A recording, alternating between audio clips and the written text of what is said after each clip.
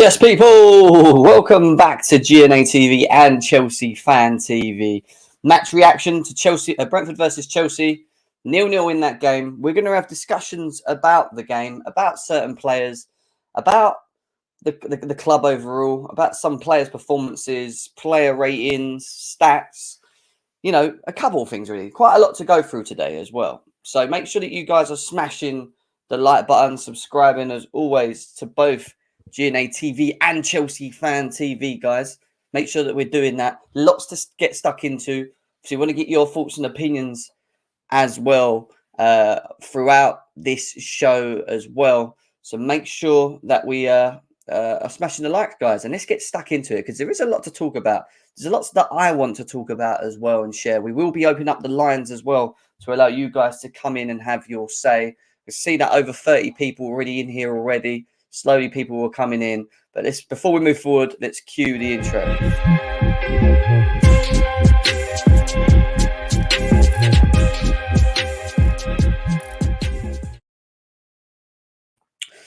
Yes, people, welcome back to GNA TV and Chelsea Fan TV. I hope you guys are well. Chelsea, you know, they brought up a stalemate between themselves and Brentford, 0-0 between both of these guys in the game.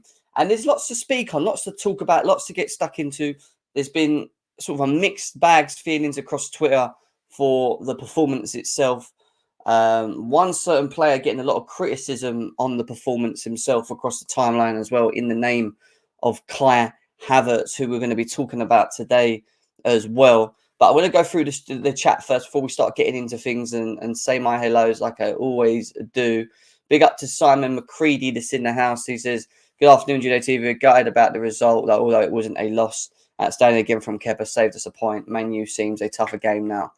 Trev is finally getting a run. True, bro. True. Again, we're going to talk about Kepa, Chalobah, and them guys soon. Big up to Andreas as well. He says, I'm a big Havertz advocate fan, but I cannot defend him anymore. And again, abysmal performance. He should not start any game until Carabao Cup. After yesterday's performance, look, I've still got my scarf of Kai Havertz next to me. Yeah. It is hard to defend such performance. I can fully understand it and I fully back it. It's not something that we can defend, especially when he played like he did yesterday. And I'm going to talk about that a bit later on again in the show as well. Do you think we are in a title race maybe if we won? I think it's just still very too early to be talking about anyone being in a title race, to be honest. You know, what, we 11 games in. I think until you get to around December, January period, when you start seeing points, you know, the points lost, points won, the gaps being made between the other teams, I don't think you're really going to get a physical idea of who's in the title race. Arsenal looking good at the moment. They're on a good run of form, but I do expect a blip at some point. So, you know, it's still all up in the air from what I'm saying. Big up to Stream Elements. Nice to see you. Hope you're well. This is bot running. Stream Elements bot running. Big up to you. I don't know what that means specifically, but big up to you. Chelsea OG, big up, brother. We'll try calling again later. No worries, bro. Deal CFC in the house as well. Nice to see him as well. Lee Taylor is here. Need Sterling to start scoring again. No Premier League goals. And you know what? This is where I'm going to get the avenue that I'm going to go down to today. And some people may want to listen to it. Some of us might not agree with it. And again, it is what it is. We all have difference of opinions. But Kai Havertz didn't have a good game yesterday. Don't get me wrong. But when you look again at the performances of our forwards in the last couple of games, I would say that it hasn't been very good. You know, and what is that again? We're going to talk about that. Big up to Shaq as well. Shaq's in the house. Nice to see you. Chelsea fan, nice to see you. Chelsea database, Kai Havertz is the worst on earth. Come on, don't say that. Don't sing that. I mean, at the moment, it feels like it, doesn't it? Feels like he's the worst on earth at the moment. Dill says, Broja had few chances yesterday. He's still learning his trade. Broja, you know, I'm happy he got given the opportunity yesterday.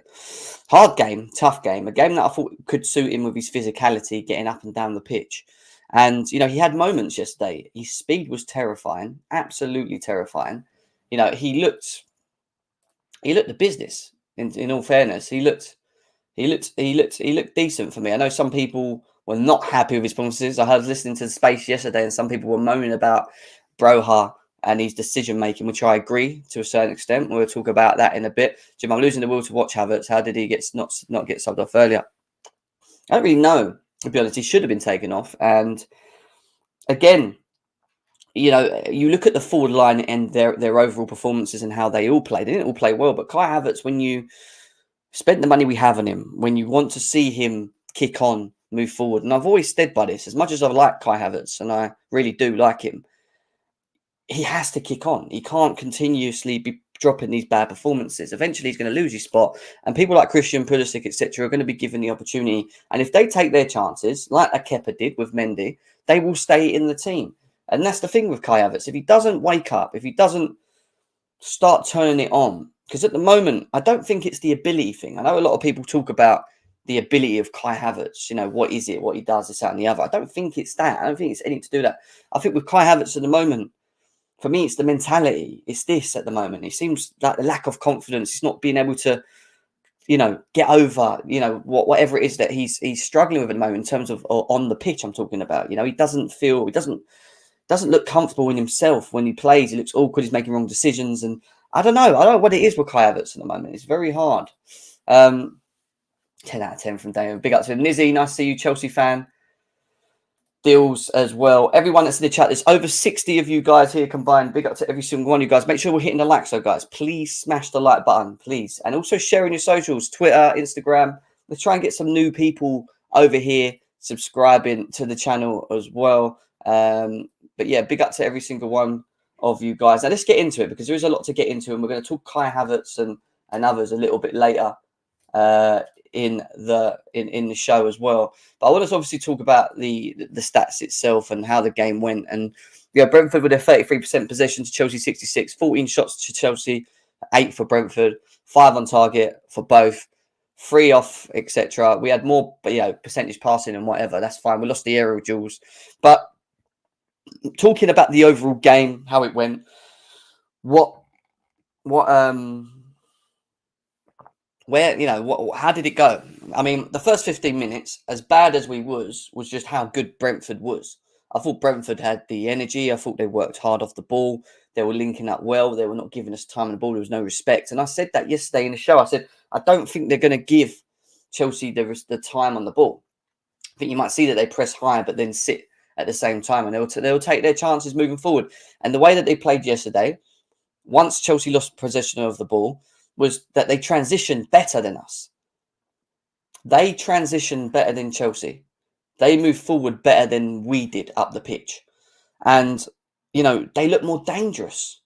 And that's worrying for me. And I don't get how, even under Tuchel to a degree, I don't get how we struggle to transition fast and quick. I don't get it. I do get it, but I don't get why we struggle to do it. I don't get why we can't just up the gear and move the ball quicker.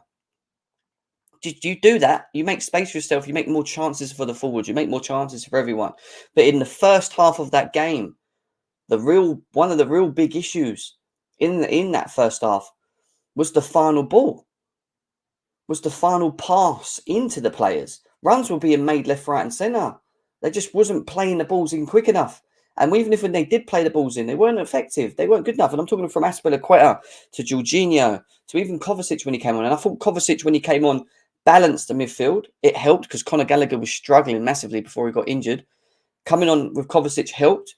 But our final ball and the creativity from what's behind being played in, it's just not good enough for me. It's a real big problem, and it's a part of the problem. And as much as we sit here as Chelsea fans and moan about Havertz, and then we moan about Pulisic, and we moan about Ziyech, and don't get me wrong, they all individually have to do better. I get that, 100%. But when you look at how we transition, how we actually play, and you look into it in more detail with your eyes, you can see that. I feel when you look at it, you can see that even under Tuchel, and I feel like with Graham Potter, we want to keep the ball. And I think both these managers want us to move the ball quicker.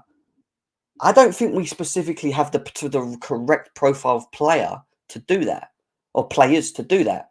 I think there's a couple of things that we actually need in this team still that we don't have to get the best out of this system. And when we do have injuries to key personnel, like Reece James, who are one of our creative players, we struggle. Kukurea struggled a bit yesterday as well, and I expected him to be more progressive from that side. He didn't start, and that is, individual problems in terms of the way that they're playing. But in terms of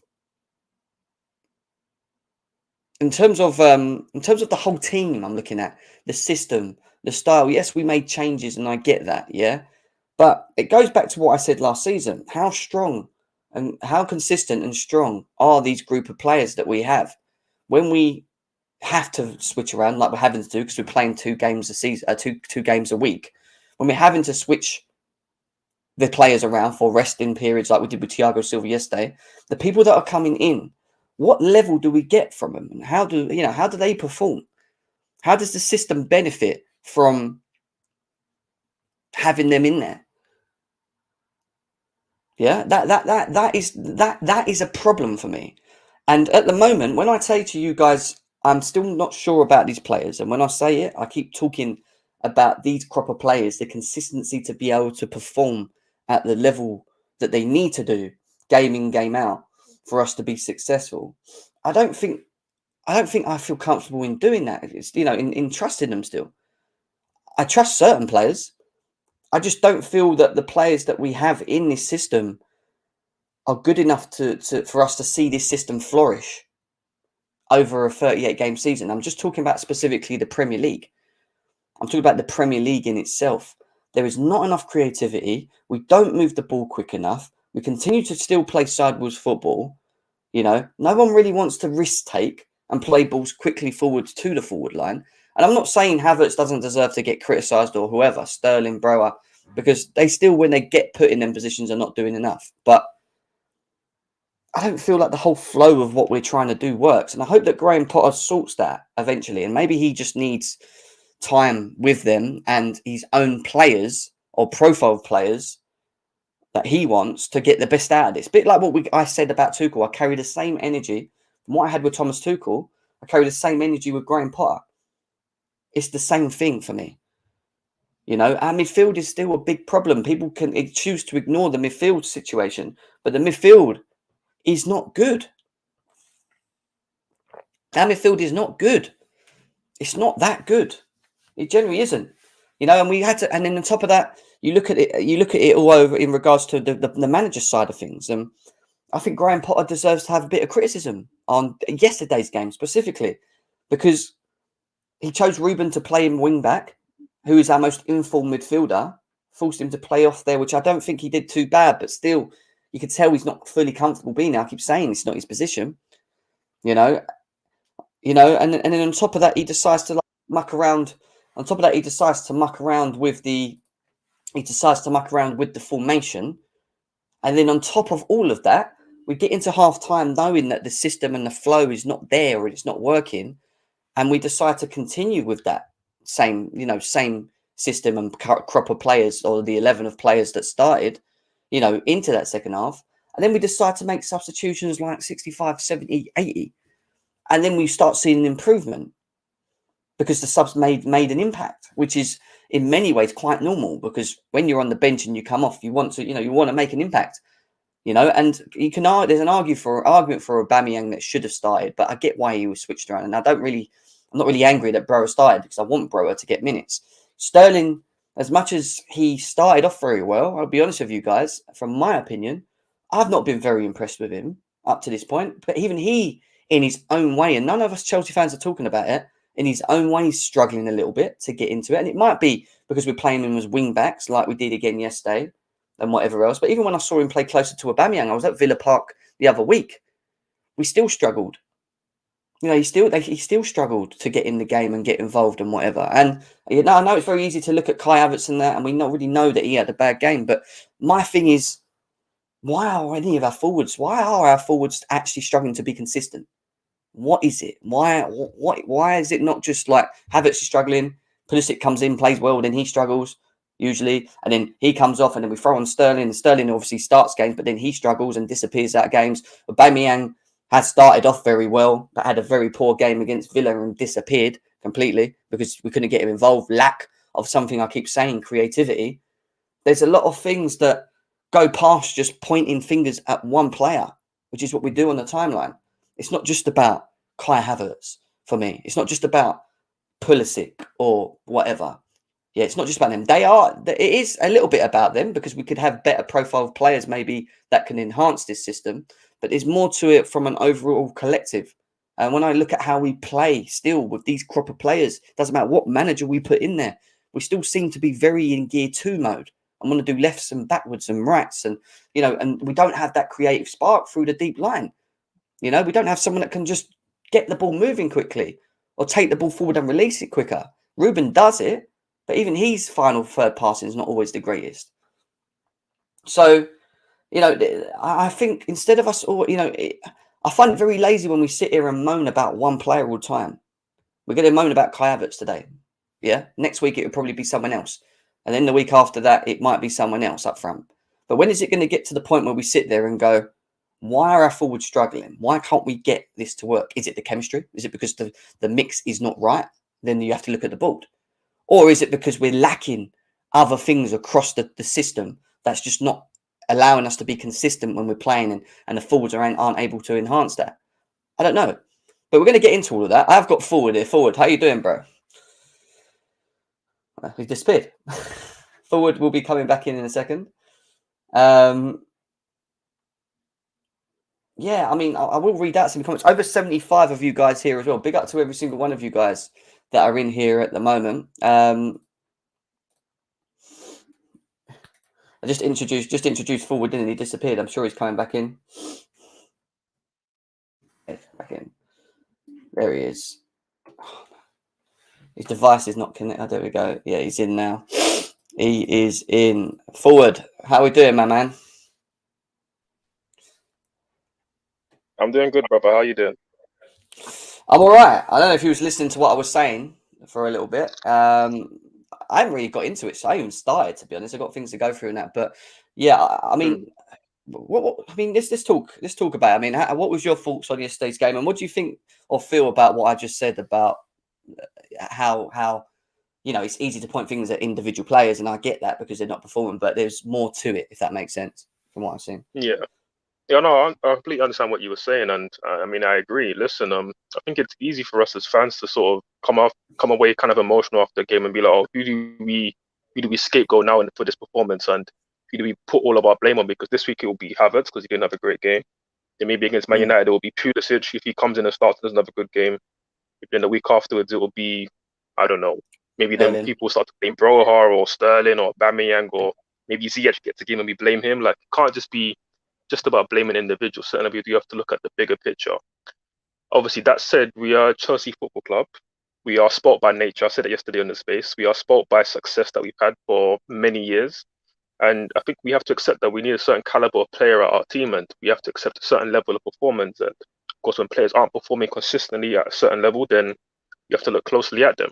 So obviously, we will get into individuals later, but just in regards to the game itself, again, for me, it's always about perspective. In terms of how we've been performing recently, obviously towards the tail end of Tuchel's time, and obviously now under par. And I feel like the performance against Brentford wasn't great. It was just okay. I think it was good enough to potentially get a win, although obviously I recognise that Brentford had a lot of good chances themselves. So I don't think it necessarily was just a terrible performance. I think it's kind of been in keeping with what we've seen a lot under par. Obviously against a tough team, a tough place to go. But having said that, it is a place that we should still go and win because, again, we can go there and struggle. I understand that completely, but it's still a place that we should go and believe that we can win. And even a game like yesterday, we can at least go and nick it. Because, again, Arsenal went the other day and they beat them comfortably, I think 2 or 3-0. So there's no reason why we can't go there and believe that we can win. And, ultimately, obviously some good performances from the likes of Kepa, who, again, I've been a huge critic of the guy. But his last 2 games, he's been man of the match, and fair play to him because he had to make a lot of good saves, a lot of saves in quick succession. So fair play to him for that. But some of the defenders had some really good performances. Ultimately just not enough in the final third to kill off the game and to get the goal that we needed. I agree with what you're saying. And look, we're going to talk about players, and instantly I think players deserve to be spoken about because certain individual performance doesn't help, right? And that's an issue because if your players can't be consistent in this team, in a club that plays in 4 competitions a season, that's a problem.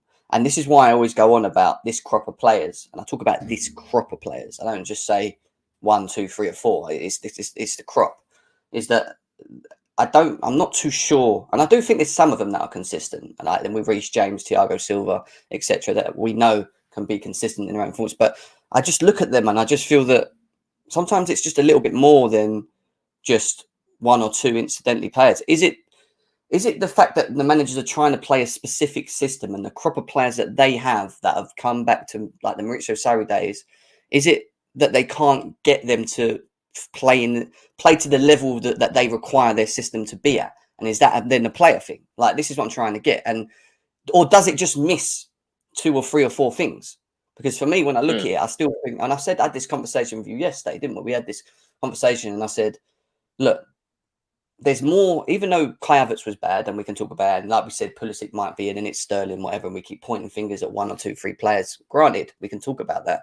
But why is it that we're struggling to get these, why is it that we're struggling to tick and be consistent throughout a certain period? Like, we'll play good for 2 games, and the next minute we could be absolutely shocking and have 1 shot in the game. Why do we go from there to there so quickly? What is it? Like, why? And I just feel that, is it maybe the players playing the system are just not fully, like, they can do it to a certain degree, but when it comes to doing it consistently and playing to that highest order, they just can't do that. And that's why we see such drops of levels in our performances. And I just feel that could be quite a problem for us. And I talk about the midfield. And when I talk about the midfield, I talk about all of them. I just think that we lack something in that midfield and we don't really benefit from it in terms of the transition element where we try and move forward quickly. Kovacic breaks the lines, but he doesn't specifically have the greatest final third ball. Yesterday, he tried to do it here and there. Some went off for goal kicks. Others, he paid to play too quickly and the players didn't read the forward line, didn't read the runs or whatever that they wanted him to do. Jorginho, comfortable at recycling the ball, moving it, but it doesn't specifically give you that energy in the midfield to get forward quickly and release the balls quicker and be a creative element to the squad. Ruben Loftus-Cheek, great at breaking the lines, but his final third decisions making's let him down. Sometimes I feel that he holds the ball too long before releasing, in moments, and and that's just his style of the way he plays things. Because for me, he's not a 6 still; he's an 8. He needs to be further up. He needs to be the one receiving the ball, and at the latter ends of the pitch. Are we just missing certain profile of players to enhance what we're watching and then be more consistent? Do you get what I mean? From that, that's what. I understand. That's the issue, and that's why I don't trust these crop of players, because I don't feel that they've, from what we've seen back to, you could argue maybe up to Sarri's, from Lampard to Tuchel to now where we are with Potter. It doesn't matter what manager we bring in, and it always seems to be that they struggle to connect. Sometimes I understand. I look at them and I'm like, do they actually train together? Do you ever feel that when you're watching? Do you know what I mean? I mean, no, I definitely do feel that. I don't feel like I'm being really bad and critical of Chelsea right now because we drew in it. A point might be good if we beat Man United on the weekend, right? But at the same time, I've been saying this for a long time. I've been going back to even Tuchel, and I love Tuchel, and I was thinking of him, but eventually it was like, when are we going to start talking about this? What is this? Is it the crop that we have? When do we start looking at the way that we're playing and what the managers are asking to do? Are they good enough to do it, or are they just not the right profile to do it? Do you get what I mean? So I get 100% what you mean, bro. It's definitely there's definitely question marks there, for me. And on top of that, you can maybe point the fingers at Graham Potter yesterday, can't you? I think we had this discussion already in terms of lineup, maybe too many changes for our liking. What do you think? We can. I think we'll leave Potter aside, like, for now, because again, obviously he's new. We can obviously question a little bit his tactics, certainly certain team selection, obviously from yesterday, and even in-game management. But again, to answer your point about obviously why essentially we struggle to have some sort of consistency in the final third in terms of consistently creating big chances, scoring a lot of goals, and obviously being on par with a lot of our rivals who have been consistent over the years. Like, you look at, obviously, again, Liverpool are in a bit of up and down form this season, but generally over the last few years in the final third, they've always been able to get a consistent amount of goals, whether it's Salah, Firmino, Mane, and recently Diaz, Jota coming in. they've always been able to perform and put up goals. And obviously, Man City, it goes without saying how consistent they've been. Um, to sort of give you like the clearest answer that I can in terms of my perspective on how things are, I think it's best that I sort of paint a picture of where I thought the team were going into this season, because Mm. everybody can kind of say what they think now, but it's best to sort of look back on how you've actually thought things were going. Yeah. And for me, obviously, we're going into the season with Tuchel, and I fully expected us to be in another top four battle. I didn't think we could close the gap on City and Liverpool. I wanted us to close the gap and hopefully finish third. But I knew that the gap was just too big, and with the players that we had, even though we spent a load of money, I just Yeah. didn't think that we addressed the right areas and we got the I right agree. profiles of players to improve I agree. the team. Because I've I been agree. saying for the longest time, again, I've said that we hadn't played good football since end of November, early December last year. Again, the period that we destroyed Juventus 4-0 at home. Um, and then since then, we had so many poor performances. Obviously, again, we had certain things with injuries, COVID, obviously Lukaku's interview, which didn't help things, and many incidents. And obviously, then the Abramovich situation, obviously the war in Ukraine, loads of things happened, right? But we hadn't seen consistent good football for months on months on months. I don't So for enjoy it, me, bro. I don't enjoy it. I yeah, told you. Yeah, you did the same. We don't enjoy what I don't enjoy watching us. I'll be honest with you. Like no, I haven't it's not. enjoyed watching Chelsea in many months, many months. And even recent games, while we've been a little bit better, I thought Wolves, funnily enough, with a very much changed 11, was actually Mm, quite enjoyable.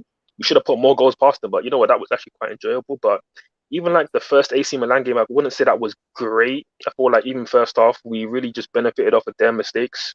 I thought mm, Benassa, who was a quality technical player, just gave away so many silly balls that led to us having set pieces, and then obviously we got our goal. But again, Jem, you know, watching Chelsea, a lot of mm. our opening goals come from set pieces or penalties or Yeah. like things like that. They don't come from brilliant pieces of play. And obviously, once we get the goal, then we start to see a bit more confidence in the players. We start to create more. Maybe we see a bit of magic from Reece James, but that reliable piece of magic that we maybe see from a Reece James, we don't get that from any of our attacking players. And again, that's why I said going into the season, we need to address some key areas, because we don't have an amazing passer of the ball that is able to break the lines and has amazing creativity, right? We didn't have that. Mm. Also, going into the season, I said that we don't have this amazing 1v1 dribbler. Again, you mentioned it yesterday, and I've been saying it for the longest, that we don't have Yeah. anybody that can go and take the ball on past two or three players, or just even attract those players like an Eden Hazard used to do, and then open up space for other players around him. And then also going into the season, I said that we didn't have a natural goal scorer, somebody that fits the system is going to get you goals. Because again, some people like Lukaku. I kind of was one of those people. And while he was a proven goal scorer for Inter Milan and again, Everton, at the start with United, but not fully, and obviously with Belgium, he didn't fit the way that we played, and he wasn't a Mm. consistent goal scorer for us.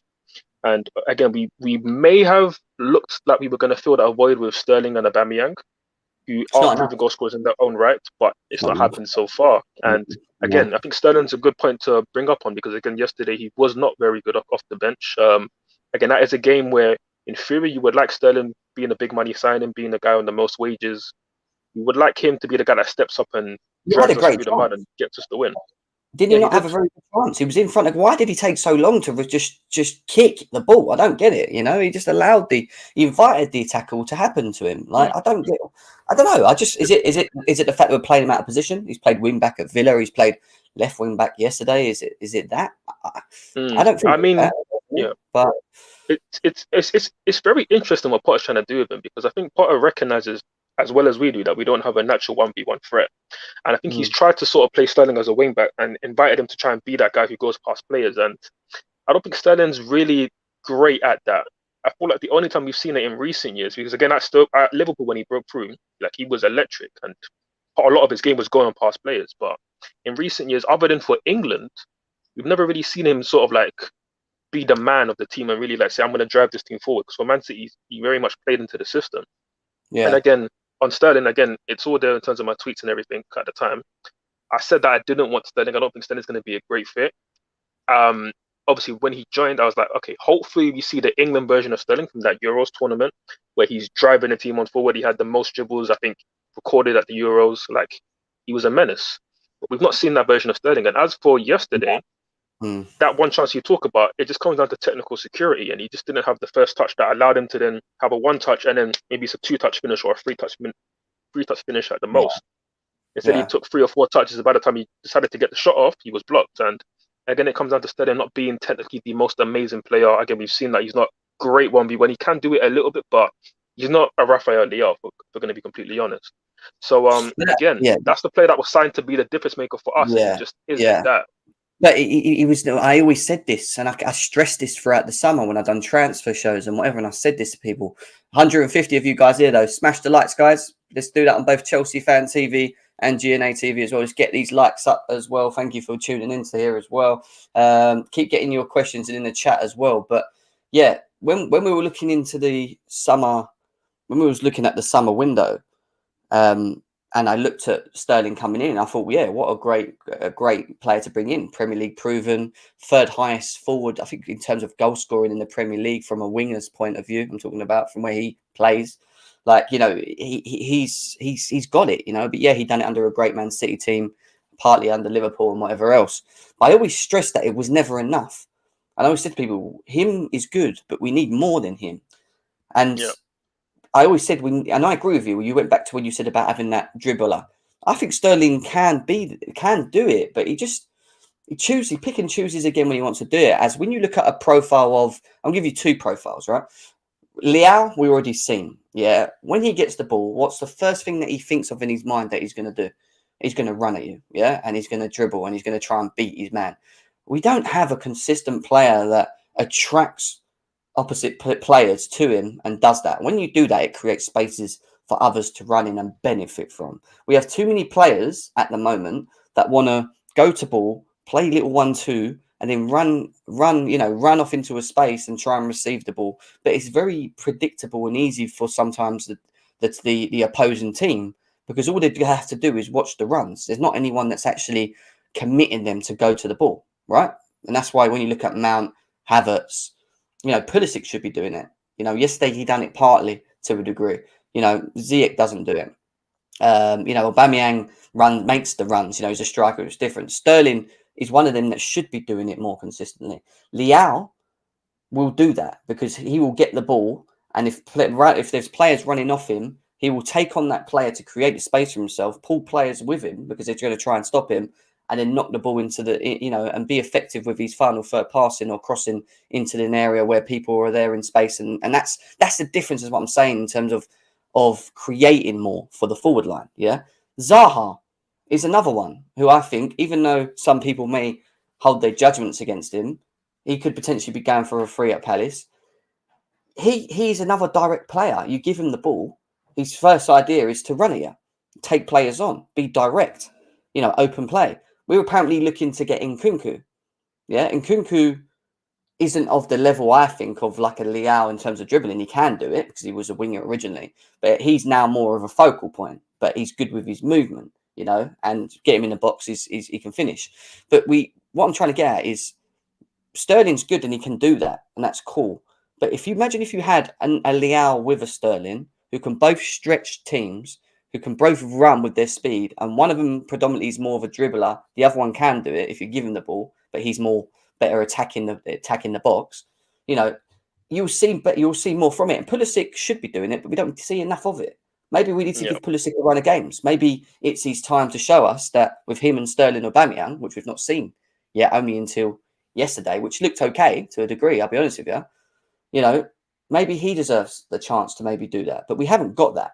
And that's one of the key things that we miss in our forward line, because Havertz can't dribble. Mount can't dribble. These are players that want to run into pockets of spaces, you know, that are created for them and be effective, or, you know, or run from deep into pockets or whatever. Them players need creative players around them to then be effective, I feel, in my eyes. They're not the players you give the ball to and go, right, Eden Hazard moment, get the ball, take on 2-3 players, and then 1-2, and do you know what I mean? Like, they're not that. And that's why sometimes I feel that maybe a Kai Havertz just doesn't work, because we maybe missing. 100%, and that's why for me, it's not to disregard these players and say that Mount, Havertz, they haven't got attributes that can work towards having a very good attack. Like, again, it may not be the most sexiest thing on the eye, but like having the IQ to understand when to run in behind and hurt teams with your movement in behind it's an important attribute to have. Like, again, Mount isn't the fastest, but we've seen him against AC Milan when he ran in behind Tomori, who we know is fast. but his timing of the run to get on the end of Reece James's pass created the penalty, also got the red card, and effectively won us that game. And like we even saw it a couple of times against Brentford as well. So like it's not to say that these players haven't got attributes that help, but for me, looking at attacking players, there's three main attributes that you need to have, or there's three main attributes that elevate you to the world class or elite level that are like pertinent for top players. I mean, what define you as top players, and the first one is creativity, which I mentioned earlier, and that's gonna be creativity through passing, through dictating the play.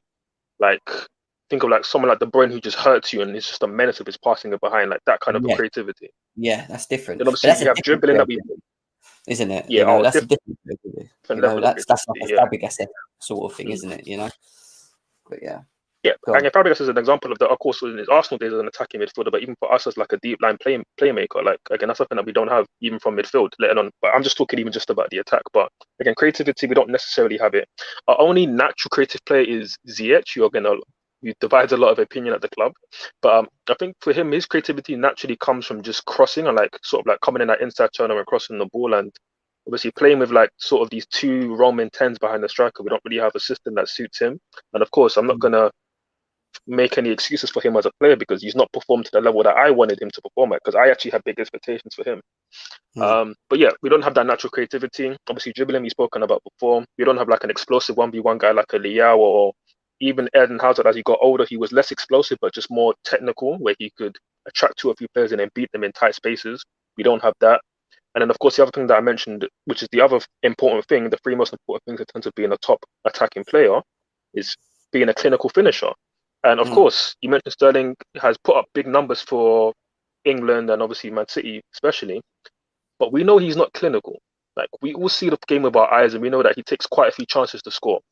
And again, obviously he had a chance yesterday, and again, down to his technique and not being able to have a great first or second touch, he wasn't able to get the shot off. So again, with all of these things, it's clear that we don't have certain attributes that can allow us to be consistent at the top level. Now, in terms of like how we play, because obviously you mentioned before, are all of these players bad or is it down to the system? Of course, a lot of it is down to the system. Again, I do think a lot of these players, and we can obviously have our own story about, why Kai Havertz hasn't worked here, why Pulisic hasn't worked here, Ziyech, etc., etc. And I think we certainly will have to get into Kai Havertz today. But in terms of how we play, we are naturally a possession-based side. We are a controlling possession-based side. And I think people need to understand that, because they look at Jorginho and they say, oh, why doesn't he do this? Why doesn't he do that? He's not playing certain passes in behind. He's not doing enough. Like for me, watching the game, understanding who Chelsea are as a team, I thought Jorginho had a good game yesterday. Like I think he had a couple shaky moments early defensively, but in terms of on the ball, especially once Kovacic came on, he had a natural partner with him in the midfield. And they were able to control large portions of the game, not fully, because we still considered a lot of chances in the counterattacks on long balls and set pieces. But in terms of like being able to knit plays together, have long periods of possession in their half, because I think you brought up this stat earlier about like possession and whatnot. Like early on, we were getting dominated for possession, but it wasn't only until Kovacic came on that him and Jorginho were able to form that partnership in the midfield and combine with their passes to sort of alleviate the pressure that was on us and allow us to play through the back and then control the midfield. But obviously, having said that, because we're such a possession-based side, naturally under Tuchel, we were always about going from left to right slowly. And it wasn't players like being dynamic or going at players 1v1 or like breaking the lines of passing. We just don't have that. And again, you bring up Kovacic. Kovacic, we know, is a ball-carrying player. He's blessed with very good technique for sure. But he's not naturally like a Fabregas or Gundogan or De Bruyne who will play the passes in between the lines. And the thing is, he's been trying to do it. I think we noticed that. And I think he's noticing himself that he needs to improve at that. And that's why he's been trying to do it more. But obviously, we've seen in games like yesterday where a lot of those passes are overhit. Remember, Mount made a really good run in the second half and he's overhit the pass to him in behind. Whereas if that's like I've seen Roger do it 1,000 times where he finds Cancelo or Walker overlapping and they're able to then get in that position, cut it back, and then Sterling gets to tap in. So again, we lack that that ability from midfield to obviously break the lines and be consistent with top level passes. Yeah, well, there's and listen, these are things that I think I knew when we were going into this season that we were going to miss. I knew creativity would be a massive issue. When people saw that Sterling come in, I was happy that he came in because to be honest, I do think that he has probably our best out of like forward and wingers. He's probably our best in terms of like, you know, being able to do the overall, you know, in terms of this system and what we require and stuff. You know, but he's not enough. And you know, Mason Mount's good around it with him. I don't have an issue with that. But it's who else with him, along with Aubameyang's here for now. But Nkunku could be coming in, which could be nice. Imagine having Nkunku, Leao, and Blimmin Sterling as your front three. It's a different. Yeah, that is the front three that I want for next season. But yeah, exactly. Yeah, and for me, that's a completely different style and type of Chelsea, because you have the dribbler, the creator. You have the other one that can do the dribbling in Sterling, but also contribute to goals and arrive late. But like we saw at Man City, he was always good at arriving in the box, wasn't he? From deep and getting goals, and that's how he scores goals. Sterling. That's the way he works, you know, and that's a good thing to have. And Nkunku is a finisher, versatile, can drop deep, can come off the wing, you know, score goals for fun. I like Nkunku. I have liked Nkunku for a while. Some people might say Bundesliga's tax question marks over him because of Kai Havertz and Timo Werner. Granted, we'll have to wait and see with that. But mainly for me, Leao, or that type of profile player, is real key for me. Someone that can be not an Eden Hazard, but be that type of profile, if that makes sense, and be consistent as well. And when I watch Leao, I think he has all the ability to come to this league and you know, really cause havoc here, to be honest. Like, he's direct. Like, he doesn't need much help from the team or the system to just go and create. And again, that's just to wrap up my point from earlier about why, like, the fact that we're a possession-based side. It has its pros and its cons, but because we're a possession-based side, and that's not going to change, at least maybe until Potter gets gets more into this team, gets his ideas across further. But because we're a possession-based side, we need natural, decisive players in the final third who are able to create from a static start. Because when you look at Liverpool, they're not a possession-based side. They've kind of adapted a bit to control games a bit more, but naturally their midfield, whether it's Thiago, Henderson, or Fabinho, they play very direct into their forwards and they get the ball to them early. But with us, we're a bit more possession-based, a bit more controlling-based. So naturally our attacking players and also our wing-backs get the ball from a static start. And it's hard to create from a static start, like a static position, unless you have top quality ability. And obviously in Eden Hazard in the past, we had that. Even in Willian, who again, funnily enough, divided the fan base a lot. One thing that he was very good at, and people should know this from his time playing as a right winger, was he would just get the ball, stop, freeze his fullback, and just accelerate past him. And again, that's something that to be honest, I even took for granted a lot, because right now we don't have anybody who's even doing that. So yeah. When we're trying to be a control-based side, we certainly need those decisive players in the final third, and that's where it comes to guys like Havertz, even Mount to a degree, Pulisic, Sterling now. They just haven't got that X factor, that top-level ability to create from off their own back. Even when we're not playing well, like we did against Villa and whatever, you know, having that player that just steps up and is the difference. You know, like Mount does it on the odd occasion, doesn't he? He steps up when he can and gets us points and whatever. You know, we're relying on Kepa at the moment to keep us in games. Do you know what I mean? Like we haven't got that person that steps up like Hazard done so many times and just, you know, 1-0, we win. And again, Jim, I have to say, like, and this is such a key point, because again, a lot of these games are not playing great, so then we need a moment of magic to open the game up, and we don't have that. And again, you look at, and this is why I've not been impressed by how we've been on the Potter. Again, results have been great. Like, even with the draw today, cool. I think we won 4 out of 6 games. Fair enough. I'm pretty happy with that. But if you look at a lot of these games, in terms of the opening goal that gets us on our way, against Aston Villa, so the last game, right? It was a mistake from Mings, like just a random mistake from Mings, like a 1 in a million. Yeah. And then obviously Mount finishes it off well, but that just comes from a mistake. Then a game before that we were ahead was AC Milan away. Again, that does come from a bit of good quality from Reece James, the ball in behind to Mount, but it still is a mistake from Tomori that gives us that goal. Yeah. Then a game before that was a set piece, and again those set pieces came from just mistakes from Milan. Now again, it was, I guess you could say, it was good high pressing, so of course Potter will be happy with that kind of forced some of those errors from Benassi and other players from Milan's defense. But still, it's not individual brilliance. These are just moments of either set pieces or mistakes or whatnot that's allowing us to get these opening goals in games. And again, until you have players who are going to just have the ability to create openings for themselves and win you games and score these opening goals in games, we're going to have these same struggles over the season, which is why I said from the beginning it's going to be a tough season.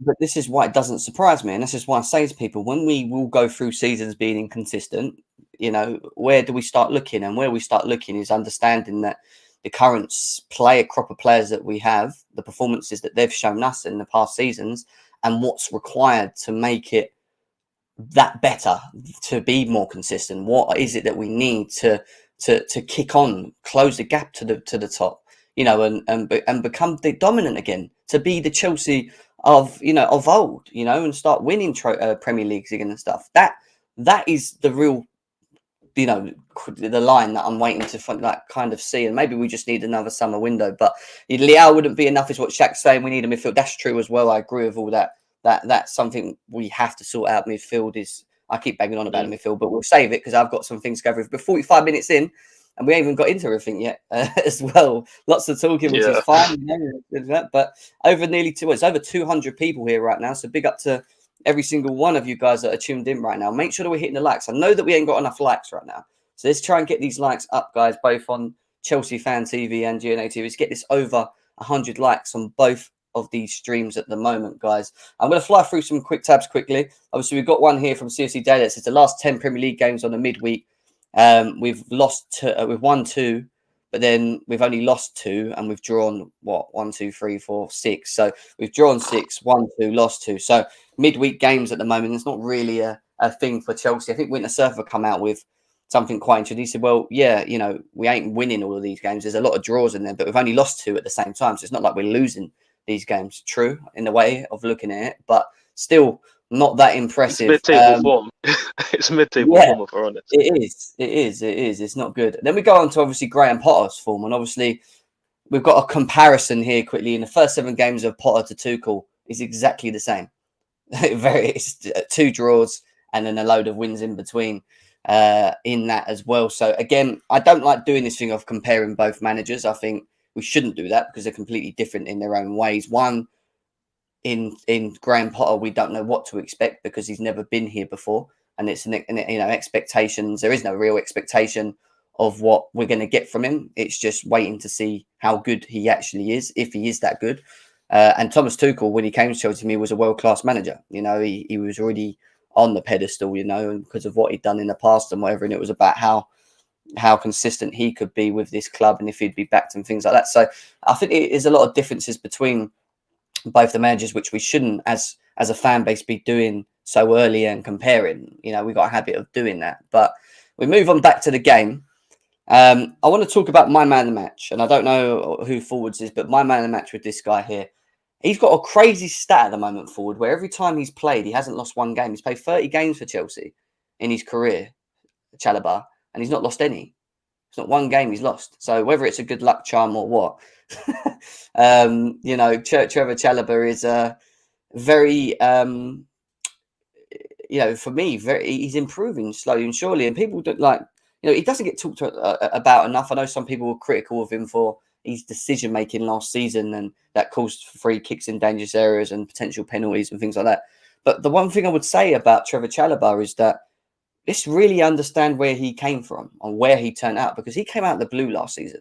Let's be serious. Walked into the team, started off very well, then had a dip in form, which I agree he did to a degree.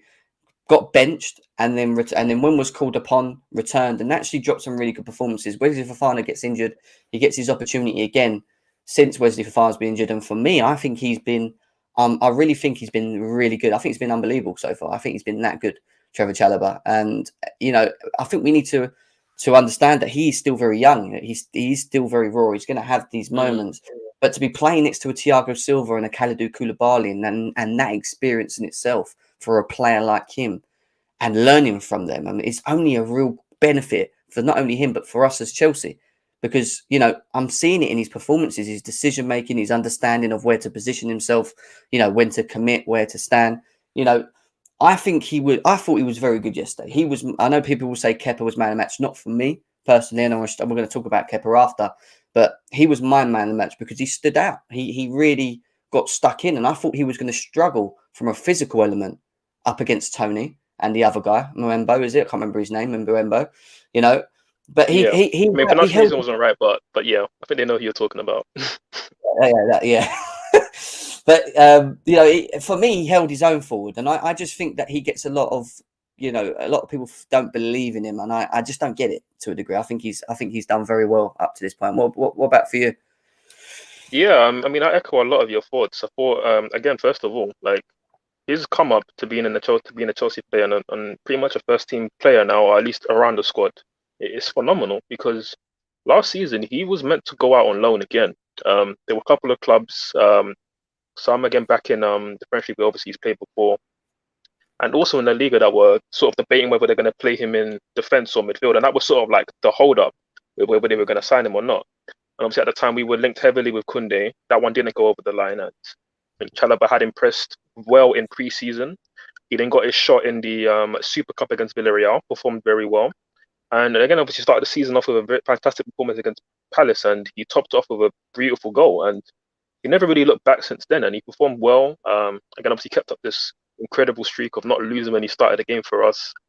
Of course, had some dips in form, and again, Tuchel was quite harsh in the media, saying that quite harsh and just calling it out that he was in bad form. When for me, it wasn't really that bad. Like it was a couple of games where he had some iffy Yeah, moments, which can happen with a young player. Like it's normal. But at the same time, if let's say if he was Kunde and that was Kunde putting in those performances, I don't think people would really read that much into it, if I'm completely honest. I thought, yeah, there were some rash moments, some moments where you look at him and you think some of the decision making isn't the best, but I think that's normal for a young player. They're not going to be the end product. They're not going to be like polished as a defender straight away. I think yeah. only experience can give you that. And like, I mean, you look at somebody as polished as Thiago Silva alongside him, like like that only experience allows you to have that level of composure. And I think that will come.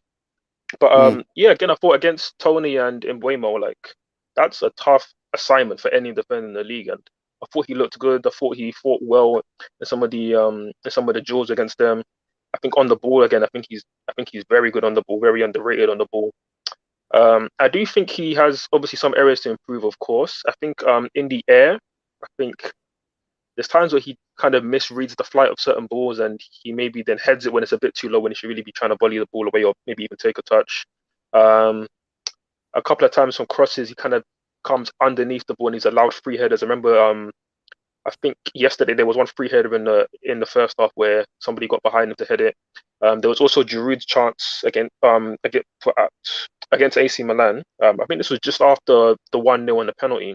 Giroud has a free header that was just behind him, and again that was Chalobah leaving his man, created a back post misjudging the flight of the cross. So I think certainly defending open play crosses he needs to improve, but again that will come with time. I think right now with Fofana's injury, I'm happy to see him start. I think he gives us good balance in that back line with his youth, his athleticism, his ability on the ball to play out from the back. I think it's all very underrated, and I don't think he has the greatest PR, which is why maybe people and fans don't really talk about him in the same light as other young English players. But I think we've got a really good player on our hands, and somebody that for sure you need to have in a squad if you want to compete on all fronts. No, I agree. I agree, mate. I think he's he's one for the future, and I want to keep players like Trevor Chalobah. Rather than Chelsea always go out and buy the next big thing, why not just look at what close to home? This is something that we all scream about, and yeah, I just think he's he just needs the time, and he deserves to be in the team for me at the moment. I think he's been very, very, very good up to this point. I hope it continues, to be honest, as well. Moving away from Trevor Chalobah, we are going to go and talk a little bit about Kepa because he is in form and he's keeping Mendy on the bench as well, which is fine.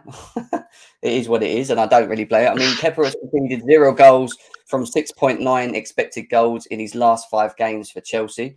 There's that. There's also another one here from Chelsea database on Kepa. Let's share some cut tabs here. So we've got this one here, which no, that's Kai Havertz, Jim. We're not talking about Kai Havertz yet. Let's save that one. Yeah. Saving the best for last, you know what I mean? Anyway, yeah, and then we get on to his performances overall. Best performing goalkeeper so far, top 5 leagues, is Kepa at the moment, supposedly. Again, it's still early doors. And when I keep talking about Kepa himself, he has... I don't... With Kepa, it's a thing of like, he's in good form at the moment. I saw the same thing with Mendy under Tuchel.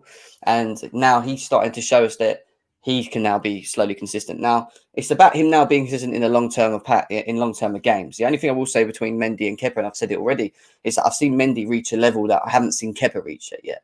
Maybe Kepa will reach that level of goalkeeping, but it's still early doors. And at the moment, he's done nothing wrong. So at the end of the day, there's no reason for him to be dropped. Why he wasn't my man of the match yesterday is I'm going to show you guys why. And it's not anything against him because he was there. But if you watch some of these saves, so that one there, I feel Mendy would have saved. I'll be honest with you, forward. I think Mendy would have saved that as well. Straight at him, high up, he would put that over the bar, right? I expect him to make that save. There's nothing too hard about that. This one was the best of them all.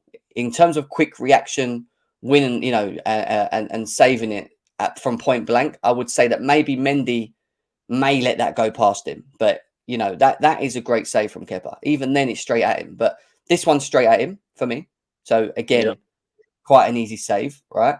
And this one, I would say he's good because he stays on his feet and he kind of forces him wide. But when you look at his overall performance compared to where it was against Villa, I wouldn't say it was at that level. He was called upon in terms of like making an importance that Tony save, which I would say was with the best of the bunch.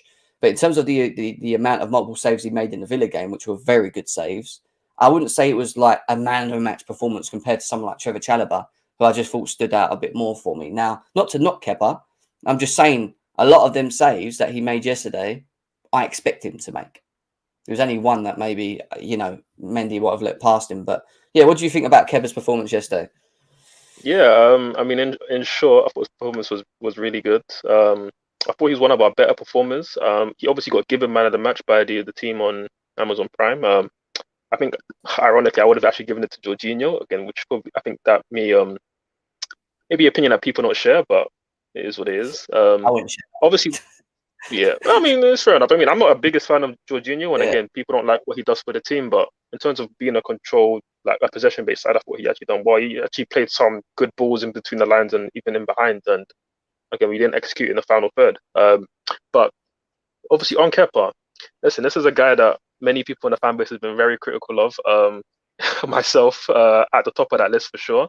But listen, I'm happy for the guy that he's actually performing now in the team. And again, I was very hesitant to say that, oh, he's back, he's doing this, he's that after a couple of games, because I thought even against Salzburg, again, when I think that was Potter's first game. So this is obviously when Mendy was still injured. I thought he could have done better with the goal in that game, personally for me. So I was hesitant to say that, oh, he deserves to be in the team, he deserves to show in the games. I did want Mendy back once he was fully fit, but Potter persisted with him, and I thought, what, fair enough. Let's see how he does, because he hasn't made any glaring mistakes or anything. And obviously against Aston Villa, he was top quality. Like, that was a top quality performance, man. You have to give credit to him for that. And yesterday again, didn't make any mistakes. Was very good at his saves. I thought the last save, when he kind of comes out close to the ankle well, but doesn't overly commit, so that Tony doesn't have the option of trying to buy a penalty off of him or anything like that. I thought that was really good goalkeeping. And again, it's not to say that, oh, Mendy couldn't do this, because we all saw Mendy last season have a man of the match display at Brentford, which is probably one of the best goalkeeping performances we've seen for Chelsea over the last 2, 3, 4 years. But for right now, Kepa is in form. Of course, there's going to be a slight bias to him within the club because he's on so much money. He was such a big investment, and obviously Mendy currently hasn't signed the new contract. And I know that they are wanting to negotiate that. And I think part of playing Kepa and allowing Kepa to sort of regain number one spot is a bit of a negotiation strategy from the club, which I'm sure obviously Potter's in with as well, because now Mendy can see his value is obviously there for the team because he's done more for us in the Chelsea shirt than Kepa. Let's not make no mistake about that. But he's obviously wanting Kepa money, and I think the club want to also reduce Kepa's wages. But if they're showing that Kepa can perform and the club doesn't necessarily need Mendy like Mendy thinks they need him, then it kind of reduces Mendy's bargaining power, let's say. So, but obviously for now, things on the pitch, I'm happy for Kepa.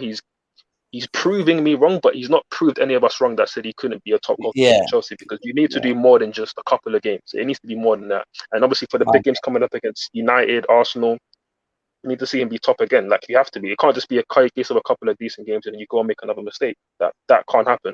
So hopefully he does, and hopefully he goes to show why he was bought for 72 million, because up till now we hadn't really seen it. So hopefully this is the start of a new Kepa.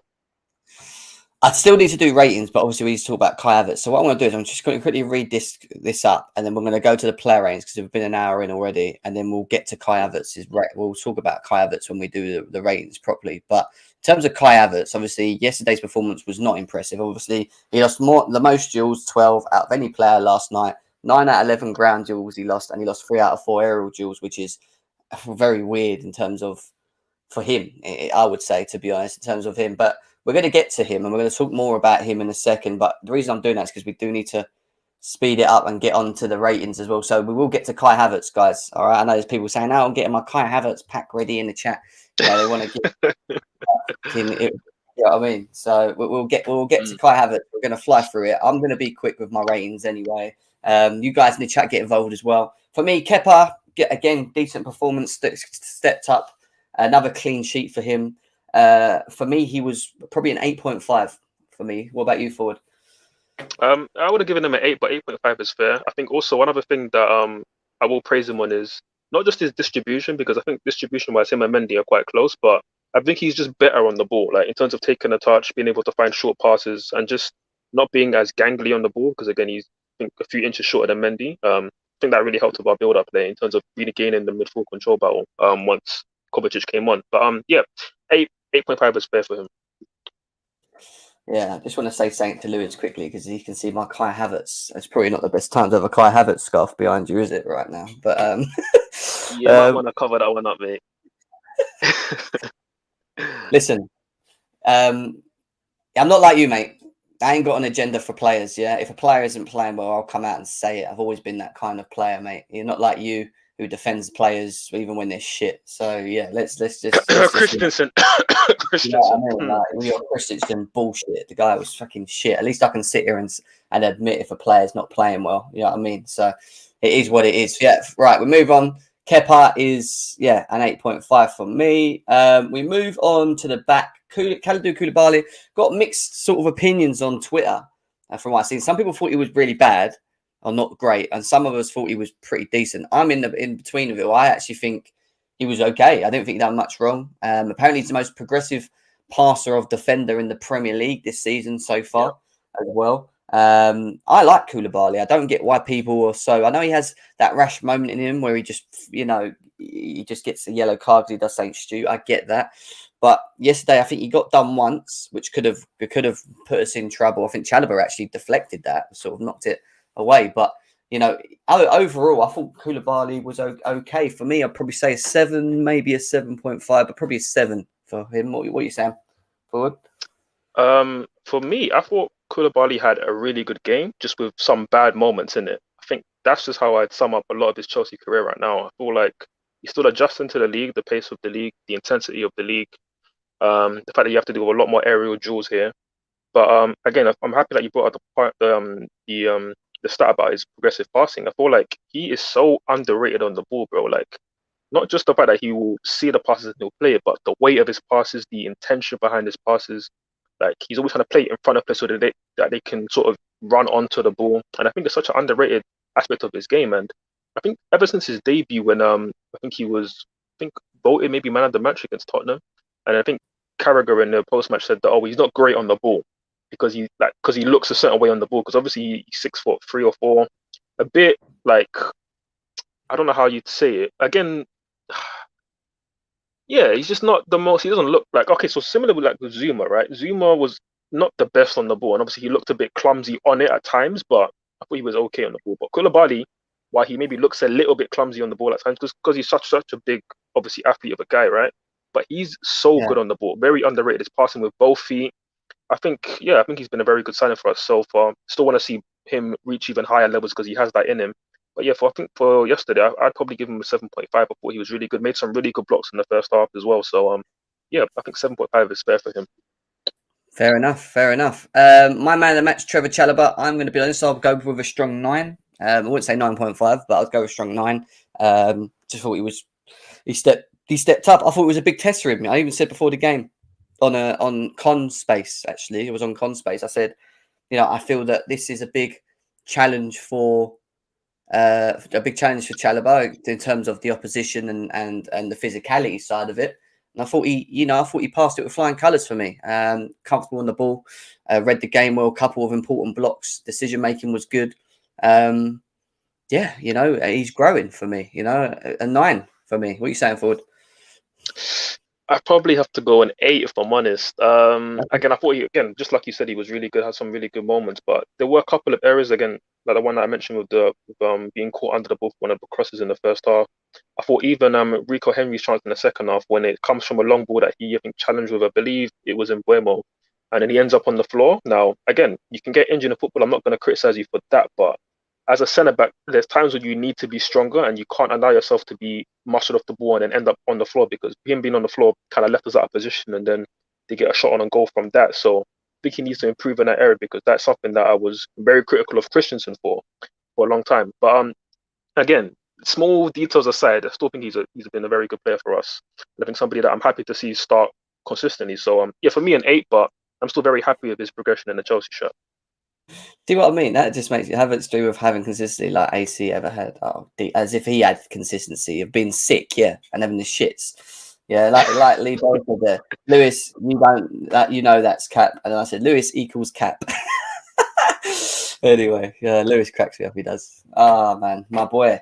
Let's go on to Aspilicueta. Again, someone that gets a lot of criticism on a decline. I still feel he is. I don't think he should be playing every game. I think rotation's right for him. Again, did he do much wrong yesterday? Was he great? No. I do feel that he slows the game down with his passing. Some of his passing was really poor in the first half. I'd probably say a 7, maybe 6.5, to be honest. I wasn't hugely impressed with him, but at the same time, he didn't do much wrong, if that makes sense. He had some good moments on defending, but other than that, yeah, probably a 7 for me on him. Yeah, I think 7's fair. I'd agree with that as well. I mean, against Wolves the other day, like he was absolutely amazing, and I thought, like, wow, I don't think he can keep that up. And obviously, he was true to that, but still, I don't think he was a letdown for the team. And yeah, I think a 7's fair. Yeah, fair enough, mate. Fair enough. What about Ruben Loftus-Cheek? Because he was asked to play as a wing back, supposedly, not as a central midfielder, where he has been very effective. I'd say he's been our most consistent in midfield out of all of them at the moment this season. Asked to play out there. I do think it limits him. At the same time, he does a job, and he done a job again yesterday for me. Again, I don't blame him because he's in a position he shouldn't be in. But, in terms of like releasing the ball a bit quicker, maybe putting the ball in a lot earlier, taking a player on and maybe like doing that sort of Liao, which he isn't in his game. But I don't know. I find it hard to rate Ruben in this game because I just don't feel that it's fair in terms of where he was being asked to play again. But he wasn't bad, but he wasn't exactly great. So for me, I'd probably say probably a 7, 6.5, 7. What about you? I'll probably lean more to a 6.5. Again, I'm a big fan of Ruben Loftus-Cheek. I've been, again, really happy with his comeback, just in being in the Chelsea shirt, let alone what he's doing now, which is probably, for me, been our best midfielder so far this season. Obviously, today, again, at wing-back, yeah, you just see the level between what he does out there compared to Reece James normally there. So it's just, again, it's unfair on him to judge him on that, but again, that is who he's replacing out there. So yep, had some tough moments defensively. Again, you can see the inexperience playing in that position. So I'd only give him a 6.5. But again, you see sometimes driving forward with the ball offensively, like that's what you want to see him doing, man, and then that's what you want to see him doing like in a number 8 position. And again, hopefully, as time goes on the Potter, we find a formation that suits a lot of these kind of players like him, Mason Mount. I think I'd love to see them as 8s, but yeah, for yesterday, 6.5. Fair enough. What about Cucurella? I actually think he's been poor the last 2 games. I mean, he was really bad against Villa. It was one of the worst performances I've ever seen of a player, to be honest. I was there. I was at the game. It was not good to watch. He just did. And again, I just feel that, again, he was playing in a position that he just didn't look comfortable with. Just not, he didn't look like he really understood what he was, where he was meant to be. Yesterday, it wasn't as bad as Villa. Again, I just expect more from him going forward, though. And I feel sometimes like he's creating, like, I feel like he could be good for us in terms of moving the ball quickly forward. Sometimes he's a bit reserved, and sometimes his passing can be a little bit wayward. And yesterday I felt that a little bit with him. Sometimes got caught out of position and left Koulibaly exposed. I felt getting some parts of the game, but I don't know. I wasn't overly impressed with him. I'll probably give him a 6 on what I'd say, mate. What about you? I mean, we did keep a clean sheet, right? So it'd be hard to give him too low of a rating, but I was looking at maybe like 4.5, maybe a 5 if I'm being generous. Yeah, not good at all again today. And again, this is a player that I do like a lot, but I'm going to be honest and tell you what players I do like, and I do have high hopes for at the club, and he certainly is one of them. But again, not great. Certain situations where he's in the final third, where this is a position that you are comfortable with, and I would expect more end product from you. Again, this is an area of the game where I'm very critical of a Ben Chilwell, for example, but Cucurella hasn't really done that for us yet in the final third, and I'm still expecting a lot more.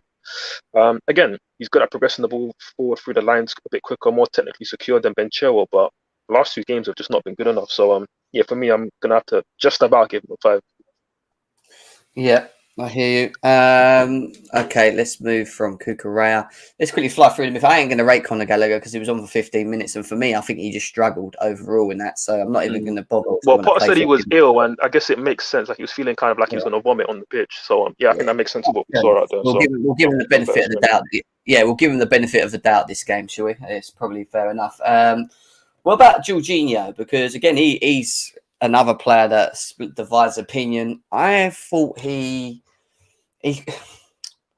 I just know, you know what it is with Jorginho? I just know what we get from him. I just don't expect any more from him. I just know. It is what it is. Is how I feel when I see Jorginho. And I know you said he was man of the match and whatever you said, but I just felt in the first half, there was just a number of times where, again, he was one of the further forward with the ball, and he just doesn't release the ball quick enough. He always goes for the easy pass sideways, and just completely slows us down. And he broke up play kind of well. He done all right in terms of getting stuck in against a physical team. I get that, but I just not overly I don't feel overly confident when he's in the team. I'll be honest with you. I never have done, to be honest. But it wasn't a bad game yesterday for him, but it wasn't again the greatest game for him. So it will just sit in the middle for me with probably a 6 or a 5.5 actually. No, 6. I'll give him a 6. 6 for me. I think in general, like how you assess Jorginho as a player, I agree for sure. I don't think he's been that great this season. Of course, he's not a certain type of DM in terms of being athletic or being a great destroyer of play. But again, while he's good at intercepting the ball, and we saw that a bit yesterday, I think in general, like his lack of athleticism does cost us in the midfield. But this is going to be funny. But I thought he was our man of the match. If I'm honest, I thought he was our best player that started the game. I would have given him an 8. I would say an 8, like maybe like a joint rating with Chalobah and Kepa, but I would have nodded him man of the match. And I'll tell you why. Like, so obviously once Kovacic came onto the pitch, like we were able to gain more control of the midfield, and a lot of that came from Jorginho. Again, being able to beat their press the first and second time was what forced them back to them being the mid blocks rather than pressing us high up the pitch. And I thought Jorginho was key.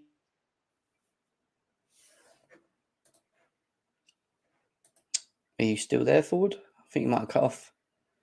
I think your connection may have disagreed with what you were saying, mate. Yeah, I think I cut off for like a little bit there. What was the last thing that you heard? He said Jorginho was key. He was key. I thought he was key in breaking their press, because again, first 15 minutes when Gallagher was on the pitch, like we struggled to get through their press. But once Kovacic came on and Jorginho had somebody to combine with in the midfield, he was key in allowing us to be able to beat that pressure, get up the pitch, again, knit play together. And I thought even in the final third, while he's not great at this, I thought he played a lot of passes forward, and I think people have to maybe go back and watch it, but some really good passes forward to Kai Havertz in areas, Mason Mount in certain areas. So I thought he had a good game. Again, it's about what you judge Jorginho on. I'm judging Jorginho on what he normally does, and for what he does and what he brings to this team, I thought he had a very good game. I'm not going to expect him to do Cesc Fabregas stuff and start whipping out incredible passes. So it's not. But for what he does, I thought he had a good game. So I'll give him credit for that. It's funny because I just laugh at the chat. The chat cracks me out with some of the stuff I read. It's funny because normally I'm on the side of saying Jorginho is not this, he's not that. But I thought yesterday, and again, this is the beauty of football. We all have our opinions. But I thought yesterday, for what he does, I thought he did it very well. Fair enough. Let's move. Kovacic. Again, I'll be quick with him. I thought he brought balance to the game. Again, just felt like he let us down a bit with his final pass. But again, he was the only one being, for me, the most progressive with the ball forward, trying to make look up and make balls over the top and play people in and stuff like. Fine, at least he's trying to do it. For me, it was probably a 7.5 for me, Kovacic, just there, because at least he, for me, at least he came on and had a bit about him, I would say. But yeah, what would you say? Yeah, I'd give him a 7. I find you give him a 7.5, but you'd give Jorginho a 5. That's interesting. It's interesting. I just think Jorginho. Maybe it is what you said. Maybe I expect him to do things that he's not meant to do. He can't do. If that makes sense. But I should really understand what he is, which is just someone that controls games, and that's it. But I don't want someone that controls games when we're trying to win games. I want someone that's going to take risks. Does that make sense?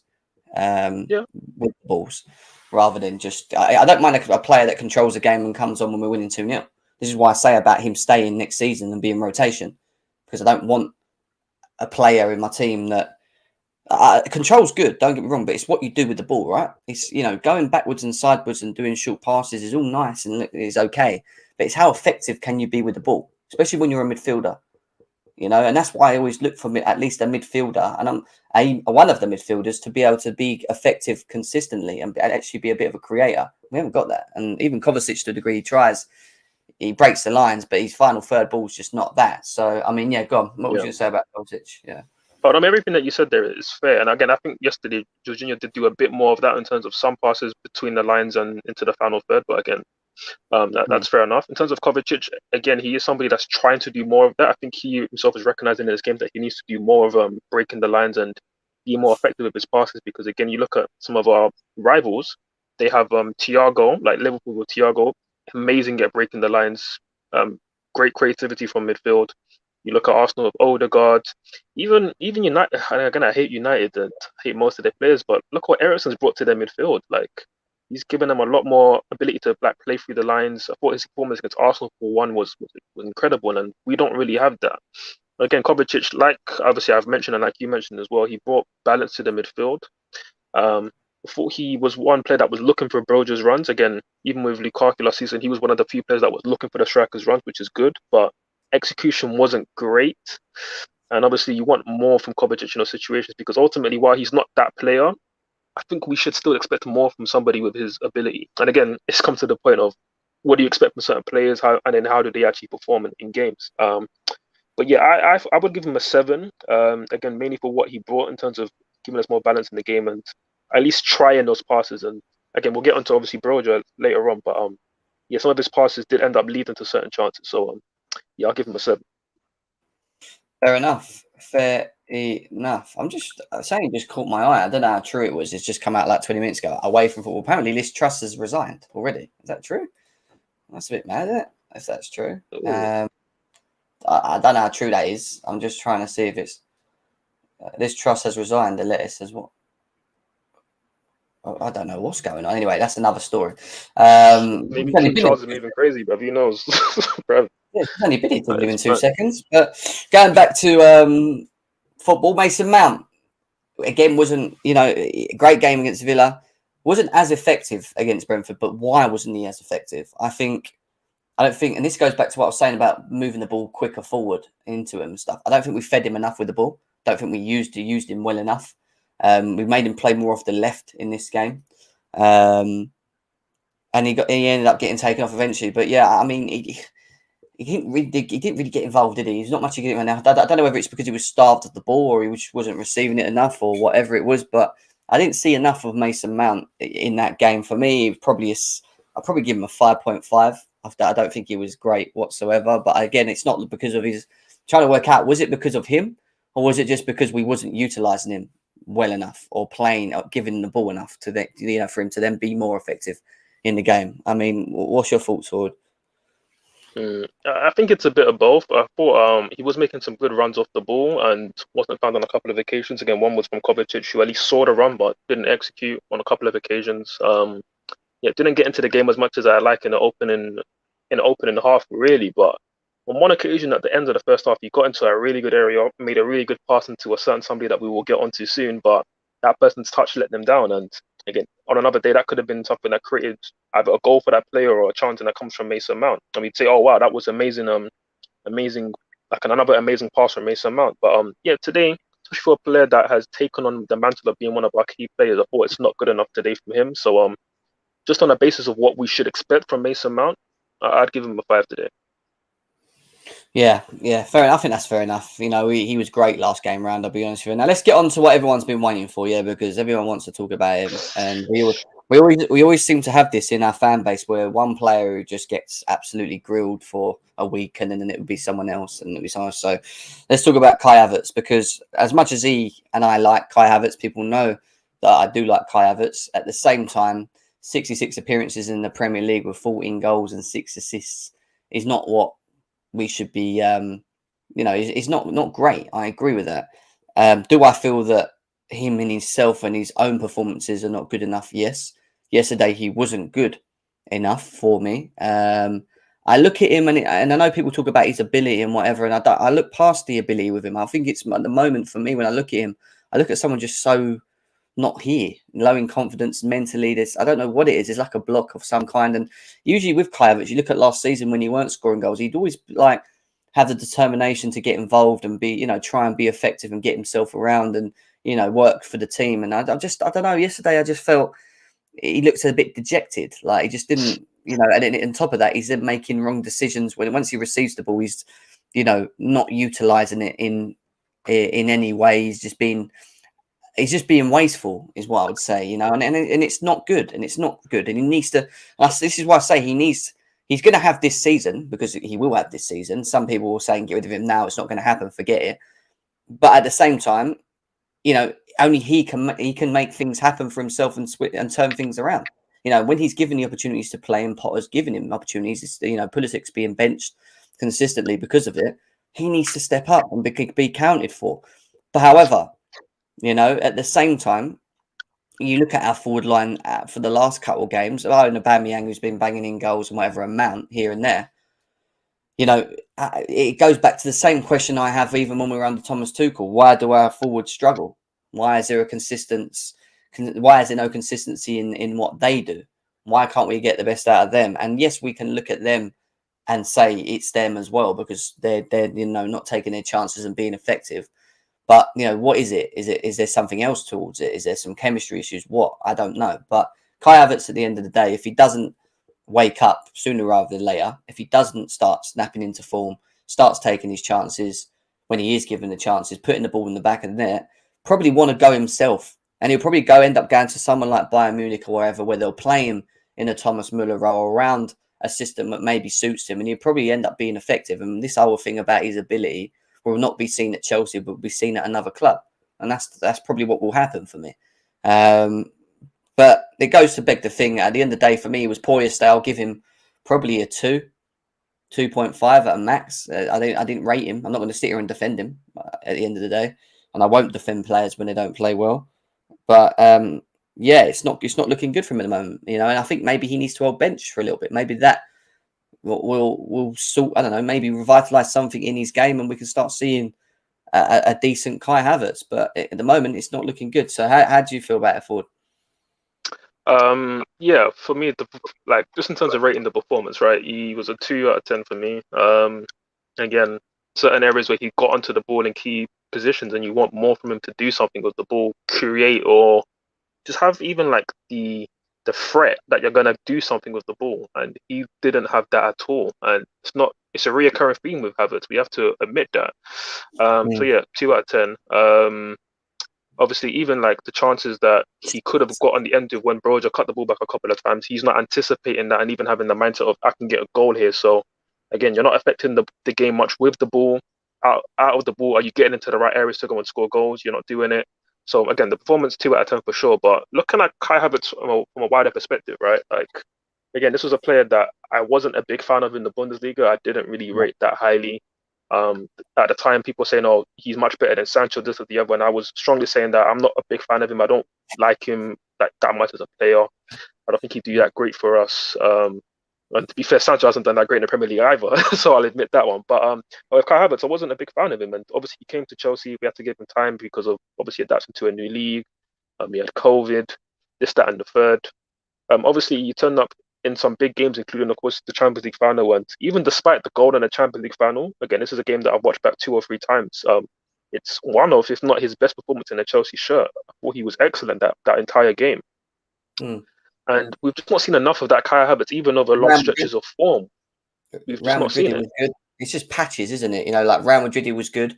There was Mm. I know there was a moment where Lukaku and Werner got injured last season, and then he was playing up front with Ziyech and I think Hudson-Odoi and Mount and whatever. And even then, Yeah. even though he weren't scoring goals, he was effective for me. I still think he was effective in what he was doing. I'm not getting anything from him at the moment. You know, I don't see that determination in him anymore, that hunger to try and Mm. be effective. And even with the ball at his feet, we talk about him technically being quite sound with the ball at his feet and balanced. And I saw it. The reason why we say this is when you rewind it back to like the Real Madrid or the Champions League period where we won it, and that period of where he started coming into form.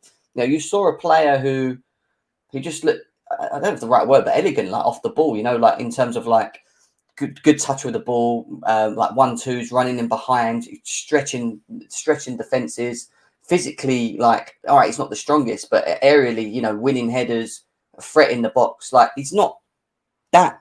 He just lost that, and that's just gone. And I think that's why people say, what is he? What does he do? Like, how do we, what do we benefit with Kai Havertz on the pitch? And I always say that if we're going to get the best out of him, I'll stick by saying this. To get the best out of Kai Havertz, he has to play that 10 role, which means that he has to play off someone closely, like we saw yesterday. He just needs to and then it's going to be on him to pull through and do what, and show us and do it. At the moment, it's not looking good. People were saying out this, that, and the other, get him out. But a year ago, no one was saying that, So it's like, I get the whole Well, I thing mean, of like. I was saying that, but again, I was in a Right. minority. And What I would say is, was the majority of this fan base saying Kai Havertz out last year? No one was, were they? Do you know what I mean? no, they didn't see the light, but now they have, which is good to see. Yeah, But again, they were late to the party. It is what it is. it Again, is I don't what it like is. scapegoating on players and like throwing them under the bus after one bad performance. I like people to keep the same energy that they had for them. And if you've backed Kai Havertz, then continue to back him, even though he had a very poor game and he's not had a good start to the season. I mean, like, No, it's not been a good start at all to the season.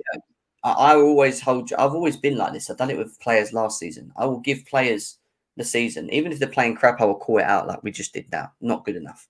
But at the same time, it's down to him now to show us that that he is valuable, that he can be used, that he can be effective, and that will be to the end of the season. Some people are using it already now to say he's trash as ever, and maybe they're right, and then maybe it will be the case that he leaves and he goes on and does good things elsewhere, which I think could still be the case.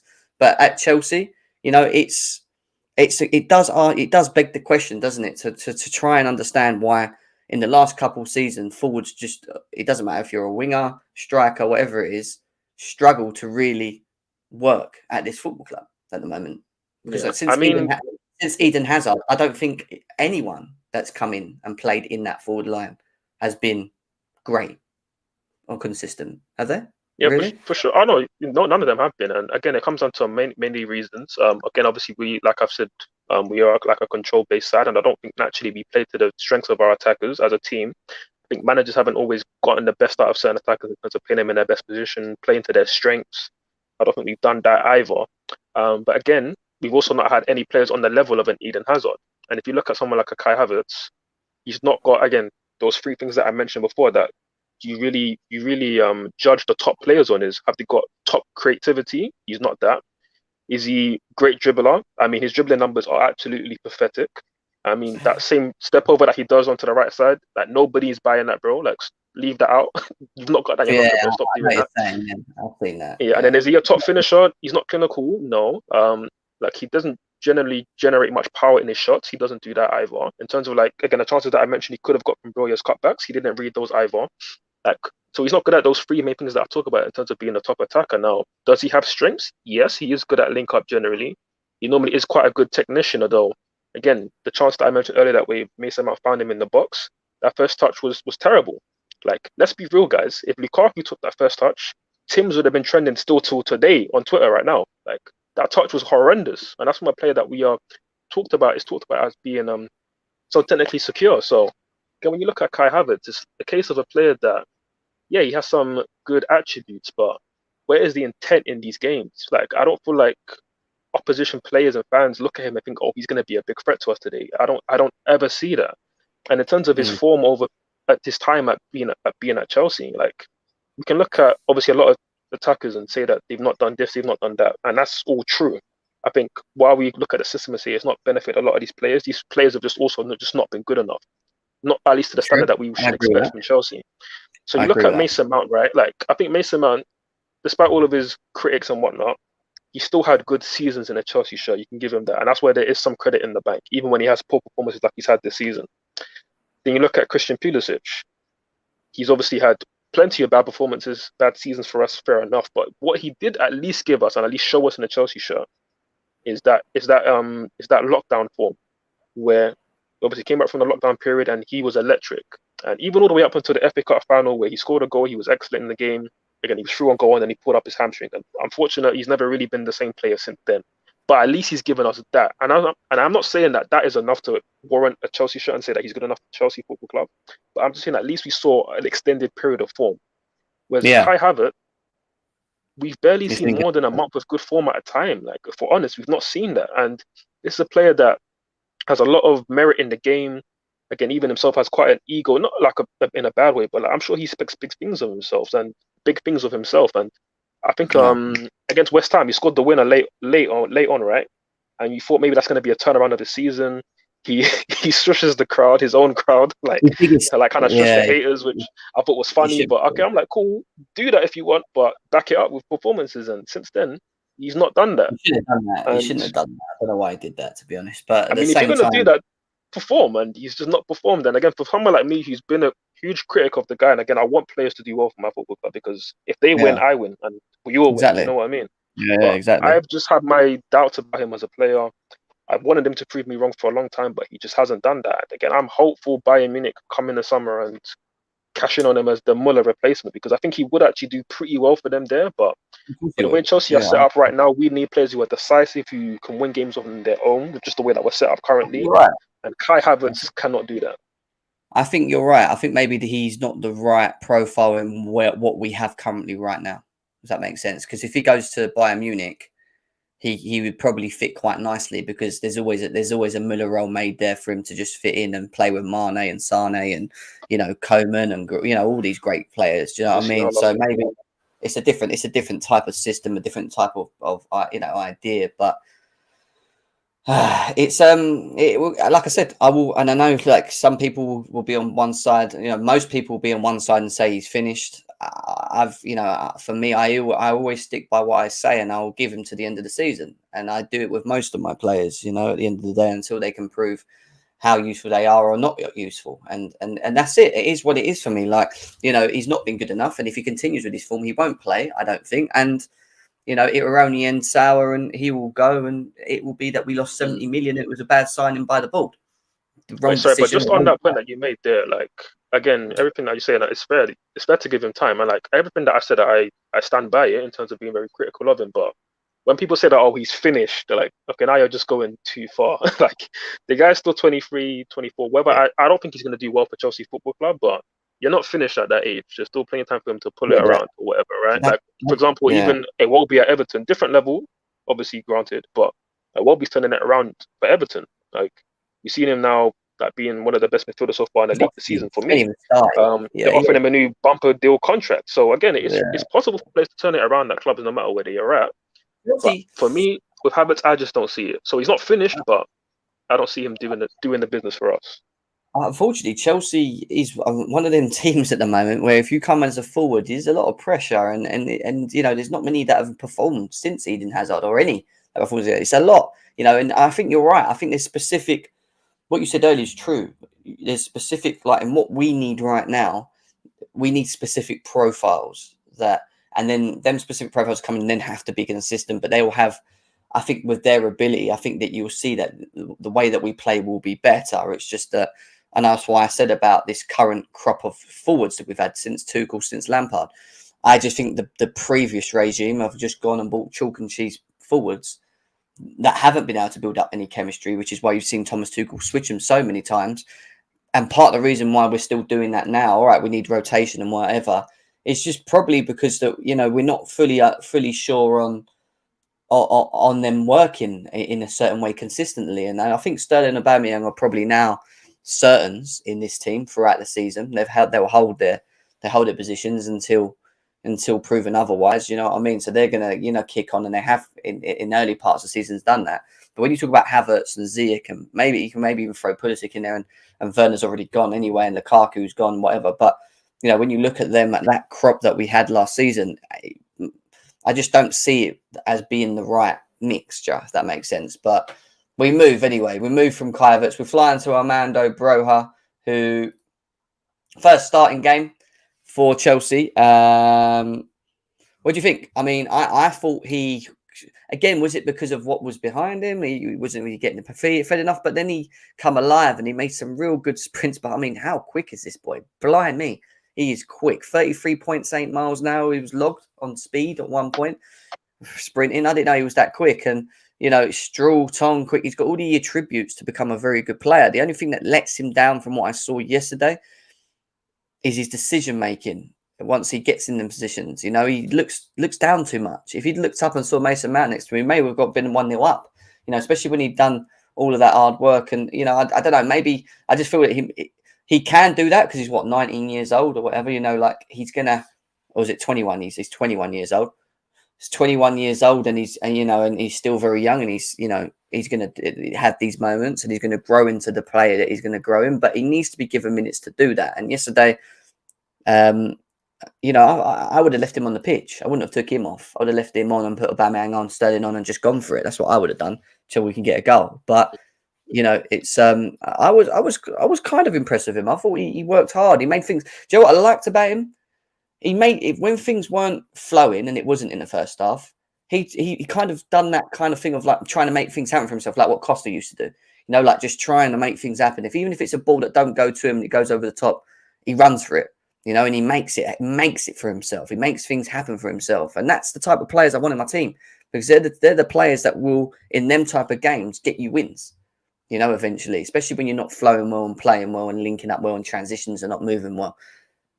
He done that yesterday. You know, he's trying to make things happen off the ball, off when he didn't get the ball, and you know, and he had some really good moments in the game yesterday. For me, he was a 7. For me personally, I just feel like his decision making at the last minute let him down a bit, and he should have looked up a bit more. But maybe that will come with time. But what are you saying, Ford?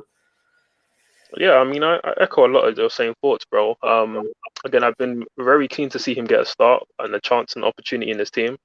And he certainly made an impression. I think that's for sure.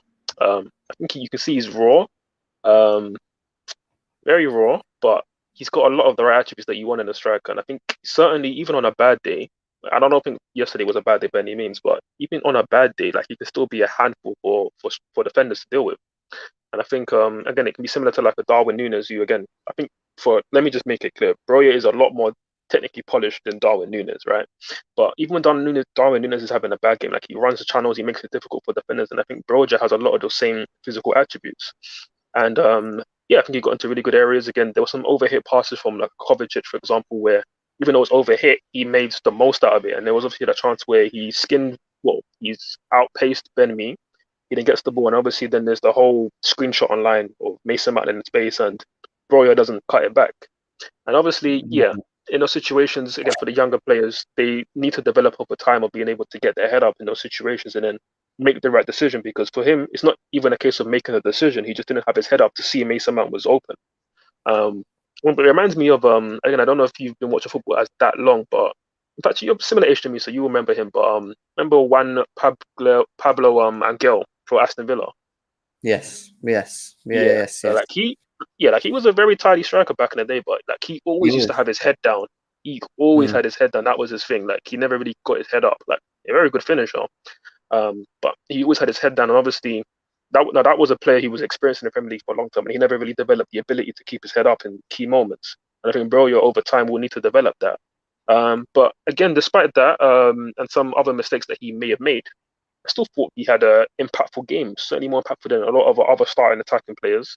I think a 7 is fair. I think I'd give him the same. And yeah, I think obviously naturally Aubameyang will come in for the United game, and maybe even start the Salzburg game as well. But I certainly want to see Broja get more than just 10, 15 minutes off the bench. I want to see him get 20, maybe 30 minutes off the bench. I want to see him start more games this month because we've got a very packed schedule. So yeah, I'm excited about what he can bring to this team because yeah, again, maybe we'll get onto Aubameyang later when we talk about his rating. But as for Broja, I'm excited. Yeah, I mean, let's talk about the other three forwards that come on real quickly and what they offered. Christian Pulisic. Uh, I thought he was quite effective. Don't get me wrong. He looked quite hungry. He had that decent shot, and but he had one moment where he kind of got the ball in the box and he lost it twice in the space of 10 seconds. And I was just like, wrong decision making, Pulisic. You should have just played that quicker. Like, he has that a little bit in his game still, but in terms of his overall what he offered on the pitch, I thought he was probably, in terms of impact and how much things change, I think he was probably a 7 for me. I thought he looked quite sharp. Deserves to start for Man United forward, do you think, or do you think it'll be Mount, Sterling, and Aubameyang? I'd start all four versus United actually. I'd start all four of them. I think he definitely has shown. Again, I wouldn't say a cameo is ever enough to say you deserve a start, but given the form of Havertz, obviously Gallagher, obviously he was ill, but I don't think he looked great before that. Again, injury or illness aside, whatever, I still think Pulisic, at least based on other people's form, should get a chance. I think certainly with his performance yesterday, he was direct. He brought sort of the intention to our attacks that we were lacking with Kai Havertz for a lot of that game, and I want to see more of that from Pulisic because we can't pretend that now he's in great form because of a good cameo. Like, it's just a good cameo, and I think he was okay against Wolves. Obviously, he got his goal, but he had a lot of chances where he could have done more with those chances. So I want to see more from Pulisic, and I feel like he deserves at least a chance to have a run in the team. At least just give him a Yeah, chance to have at least 2 starts in the row because it's not like anybody else is doing that great. And at least today, and obviously off the back of scoring against Wolves, which will boost his confidence, he will at least have opportunity to show us something if he gets 2 games in a row. Because I think he can probably feel unlucky that he didn't get any other minutes since the Milan game, the Wolves game where he scored. So yeah, I'll be happy to see him start. I think for me, I'll probably give him a 7.5 just because of how effective he was. he was. Yeah, I think he was combining really well in that position, and I yeah, think even. I think I'll Yeah. be happy to see him start against United. He's 24 now. Obviously, he's slowly becoming sort of, I'll say, towards his prime. But yeah, maybe Potter can get the trick out of him. Maybe Potter is the guy and in his system to get the best out of Christian Pulisic. But we need to give him minutes, and I agree with that. I think he deserves to have minutes, especially in the way that certain others are performing as well. Raheem Sterling played as a wing back, had a really good chance in front of goal. I wasn't impressed with him at Villa. I'll be honest with you again. I felt like he came on and offered more than maybe what the others did in that small period of time. But again, you know, like you said, with Raheem Sterling and the wages and what we've got him in for and whatever, you expect him when we have them moments in front of goal to be a bit more clinical, especially with his output anyway. I don't know. For me, I'd say Pulisic was more of an effective person than Raheem Sterling was in the game for me. So I'd probably say Sterling was a 6 from what I saw, but I think Sterling's been a little bit off for a while. If it reminds me, I've been saying it for a while. I don't really see him being as effective as he was the first couple of games. With his running and dropping in and I don't know. I haven't seen that as of recent. I know whether that's again because of where we're playing him or whatever, but yeah, it wasn't a massive great performance. I hope Man United he comes alive and steps up and we win the game though. But yeah, probably 6 or a 6.5 for me. What are you saying, Ford? I mean, I'll probably just give him a 5.5 if I'm honest. Yeah. Listen, I kind of get what Poch trying to do playing him as a wing back, and to be fair, even yesterday coming off the bench because we had I've said the word a lot of times today, but we had a bit more control of the game at times second half, having more possession in their half. We were able to get Sterling into positions that we want to see him in because he's a goal scorer, and he got into those positions and he didn't take advantage. And I just think with Sterling, like, really, we're just seeing what we've seen from him the last 18 months at Man City, if we're completely honest. He hasn't been great for them, like, in recent years, which is why he's not been starting as much under Pep, and why he wanted to leave and get first team football, and that's what he's come here for. But I didn't want him just to come here and be a part of the team because, again, at Man City, he could just be a part of their attack because they had so many great attackers, and he was like a secondary or even tertiary attacking option. You think of their front threes of the time when Aguero was there, Sane, he was Young Player of the Year on multiple occasions. Like, that was a great, formidable front three, and he was a good part of that. He was never like the leading guy for that. Whereas for us, he's kind of come and had to kind of be that leading guy. Or at least that's what we were brought him to do. And I don't think he's going to really be that guy. He can maybe put up good numbers and I guess we'll see, like, if he can do that. But obviously, not great from what we've seen in recent weeks. And I think just on the wing back thing, because I think that kind of divides opinion in the fan base. Like, I kind of get what Potter's trying to do, because from those wide positions, he can again be a threat at the back post. I certainly think defensively he can't have the responsibility of being a wing back off the ball. Like, I think we just need to leave him as like a left mid, and then have, like, whether it's Cucurella playing left centre back, kind of then move to being a left back and defending the four, if Sterling's going to be our quote unquote wing back in possession.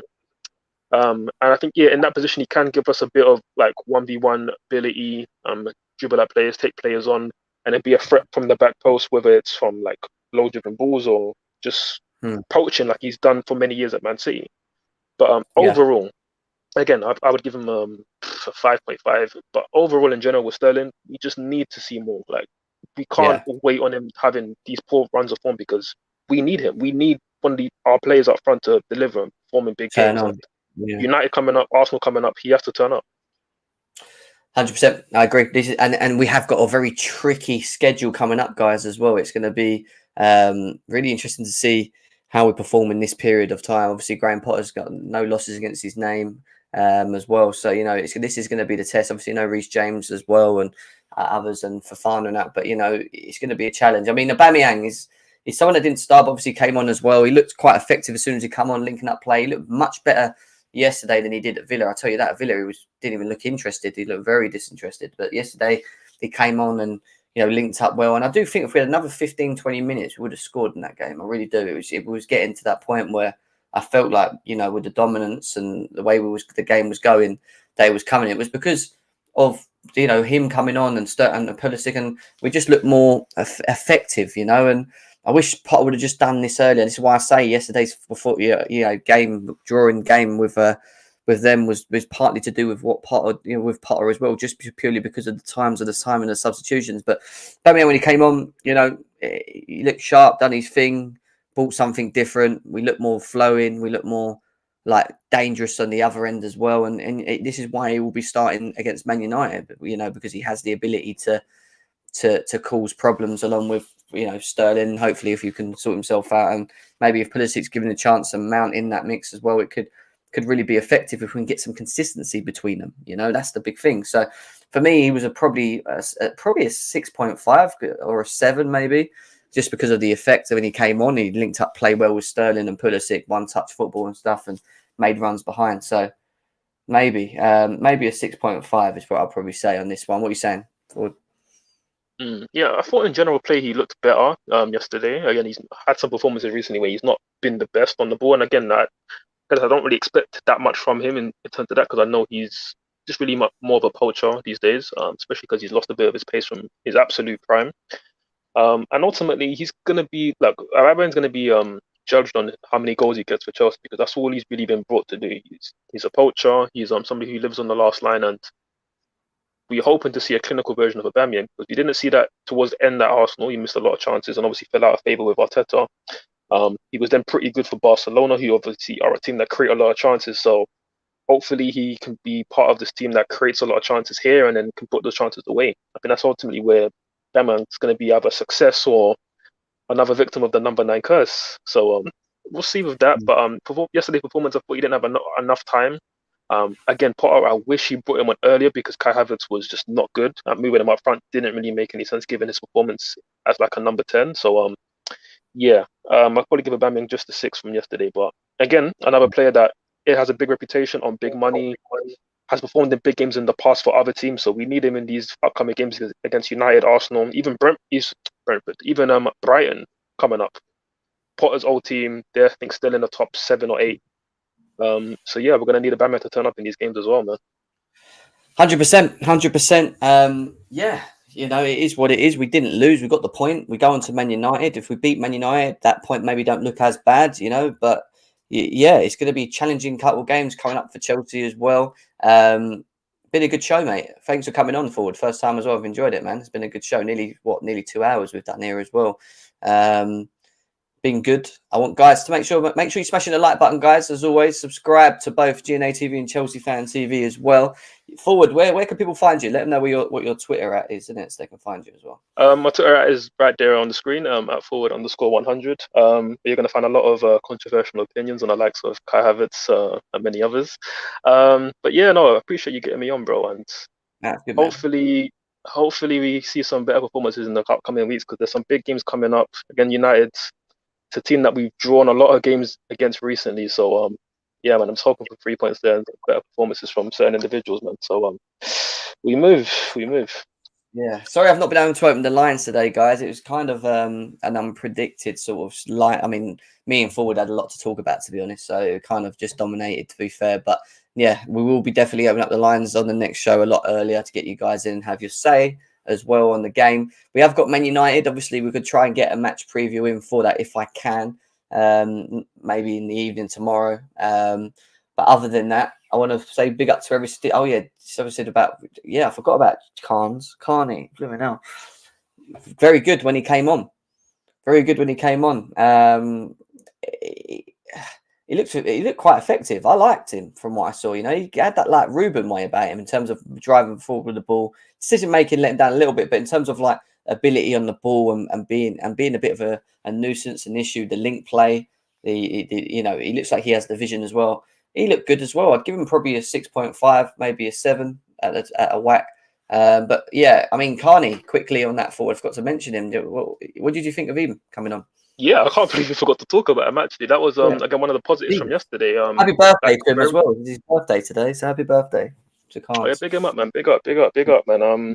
Listen, we saw what we saw like from some of his games at Aston Villa, from what I saw at least of him, and he's a very good ball carrier. Like, and he's got a bit of the Ruben about him, of course, being quite a big frame, but very good at dribbling the ball up the pitch, good technically. Got into some good areas, man, and I think it's very positive game for him. He almost scored at the end. It was a good save from David Raya with his feet. Again, people are saying he could maybe cut it back instead, but it was positive that he tried to go for the shot. Could have went through the keeper's leg. So ultimately quite positive from him. So I want to see more from him, sure. And yeah, I'll probably give him a 6.5. But happy for him that he could at least come on, get enough minutes in that game. It wasn't just like token minutes. It was big minutes in an important game. So happy for him. You can definitely see that there's a talent, like there is something there with him, can't you? And I can see why we signed him on as well, because you know he the frame of him, he's quite, you know, he's not slow as well. I just want to see him on the final third, how effective he is and his decision making in the final third more. I think that will come with time as well. But yeah, you know, good to see. Good to see him given the chance. Potter giving him a chance as well, you know. And hopefully these boys are the future of this football club that can then elevate us, and maybe stop Chelsea going out buying all these players to you know, bring us to where we are now, and rather than just rely on bringing them through slowly and then become these big name players, which is what I'm sure is the aim. But Tom says amazing guest forward. Would love some more positivity, as they got to Tom as well. Appreciate it, bro. Guys. Yeah, guys, take care of yourself. I'll be back again very soon. Enjoy the rest of your day, and we'll see you again. Peace out.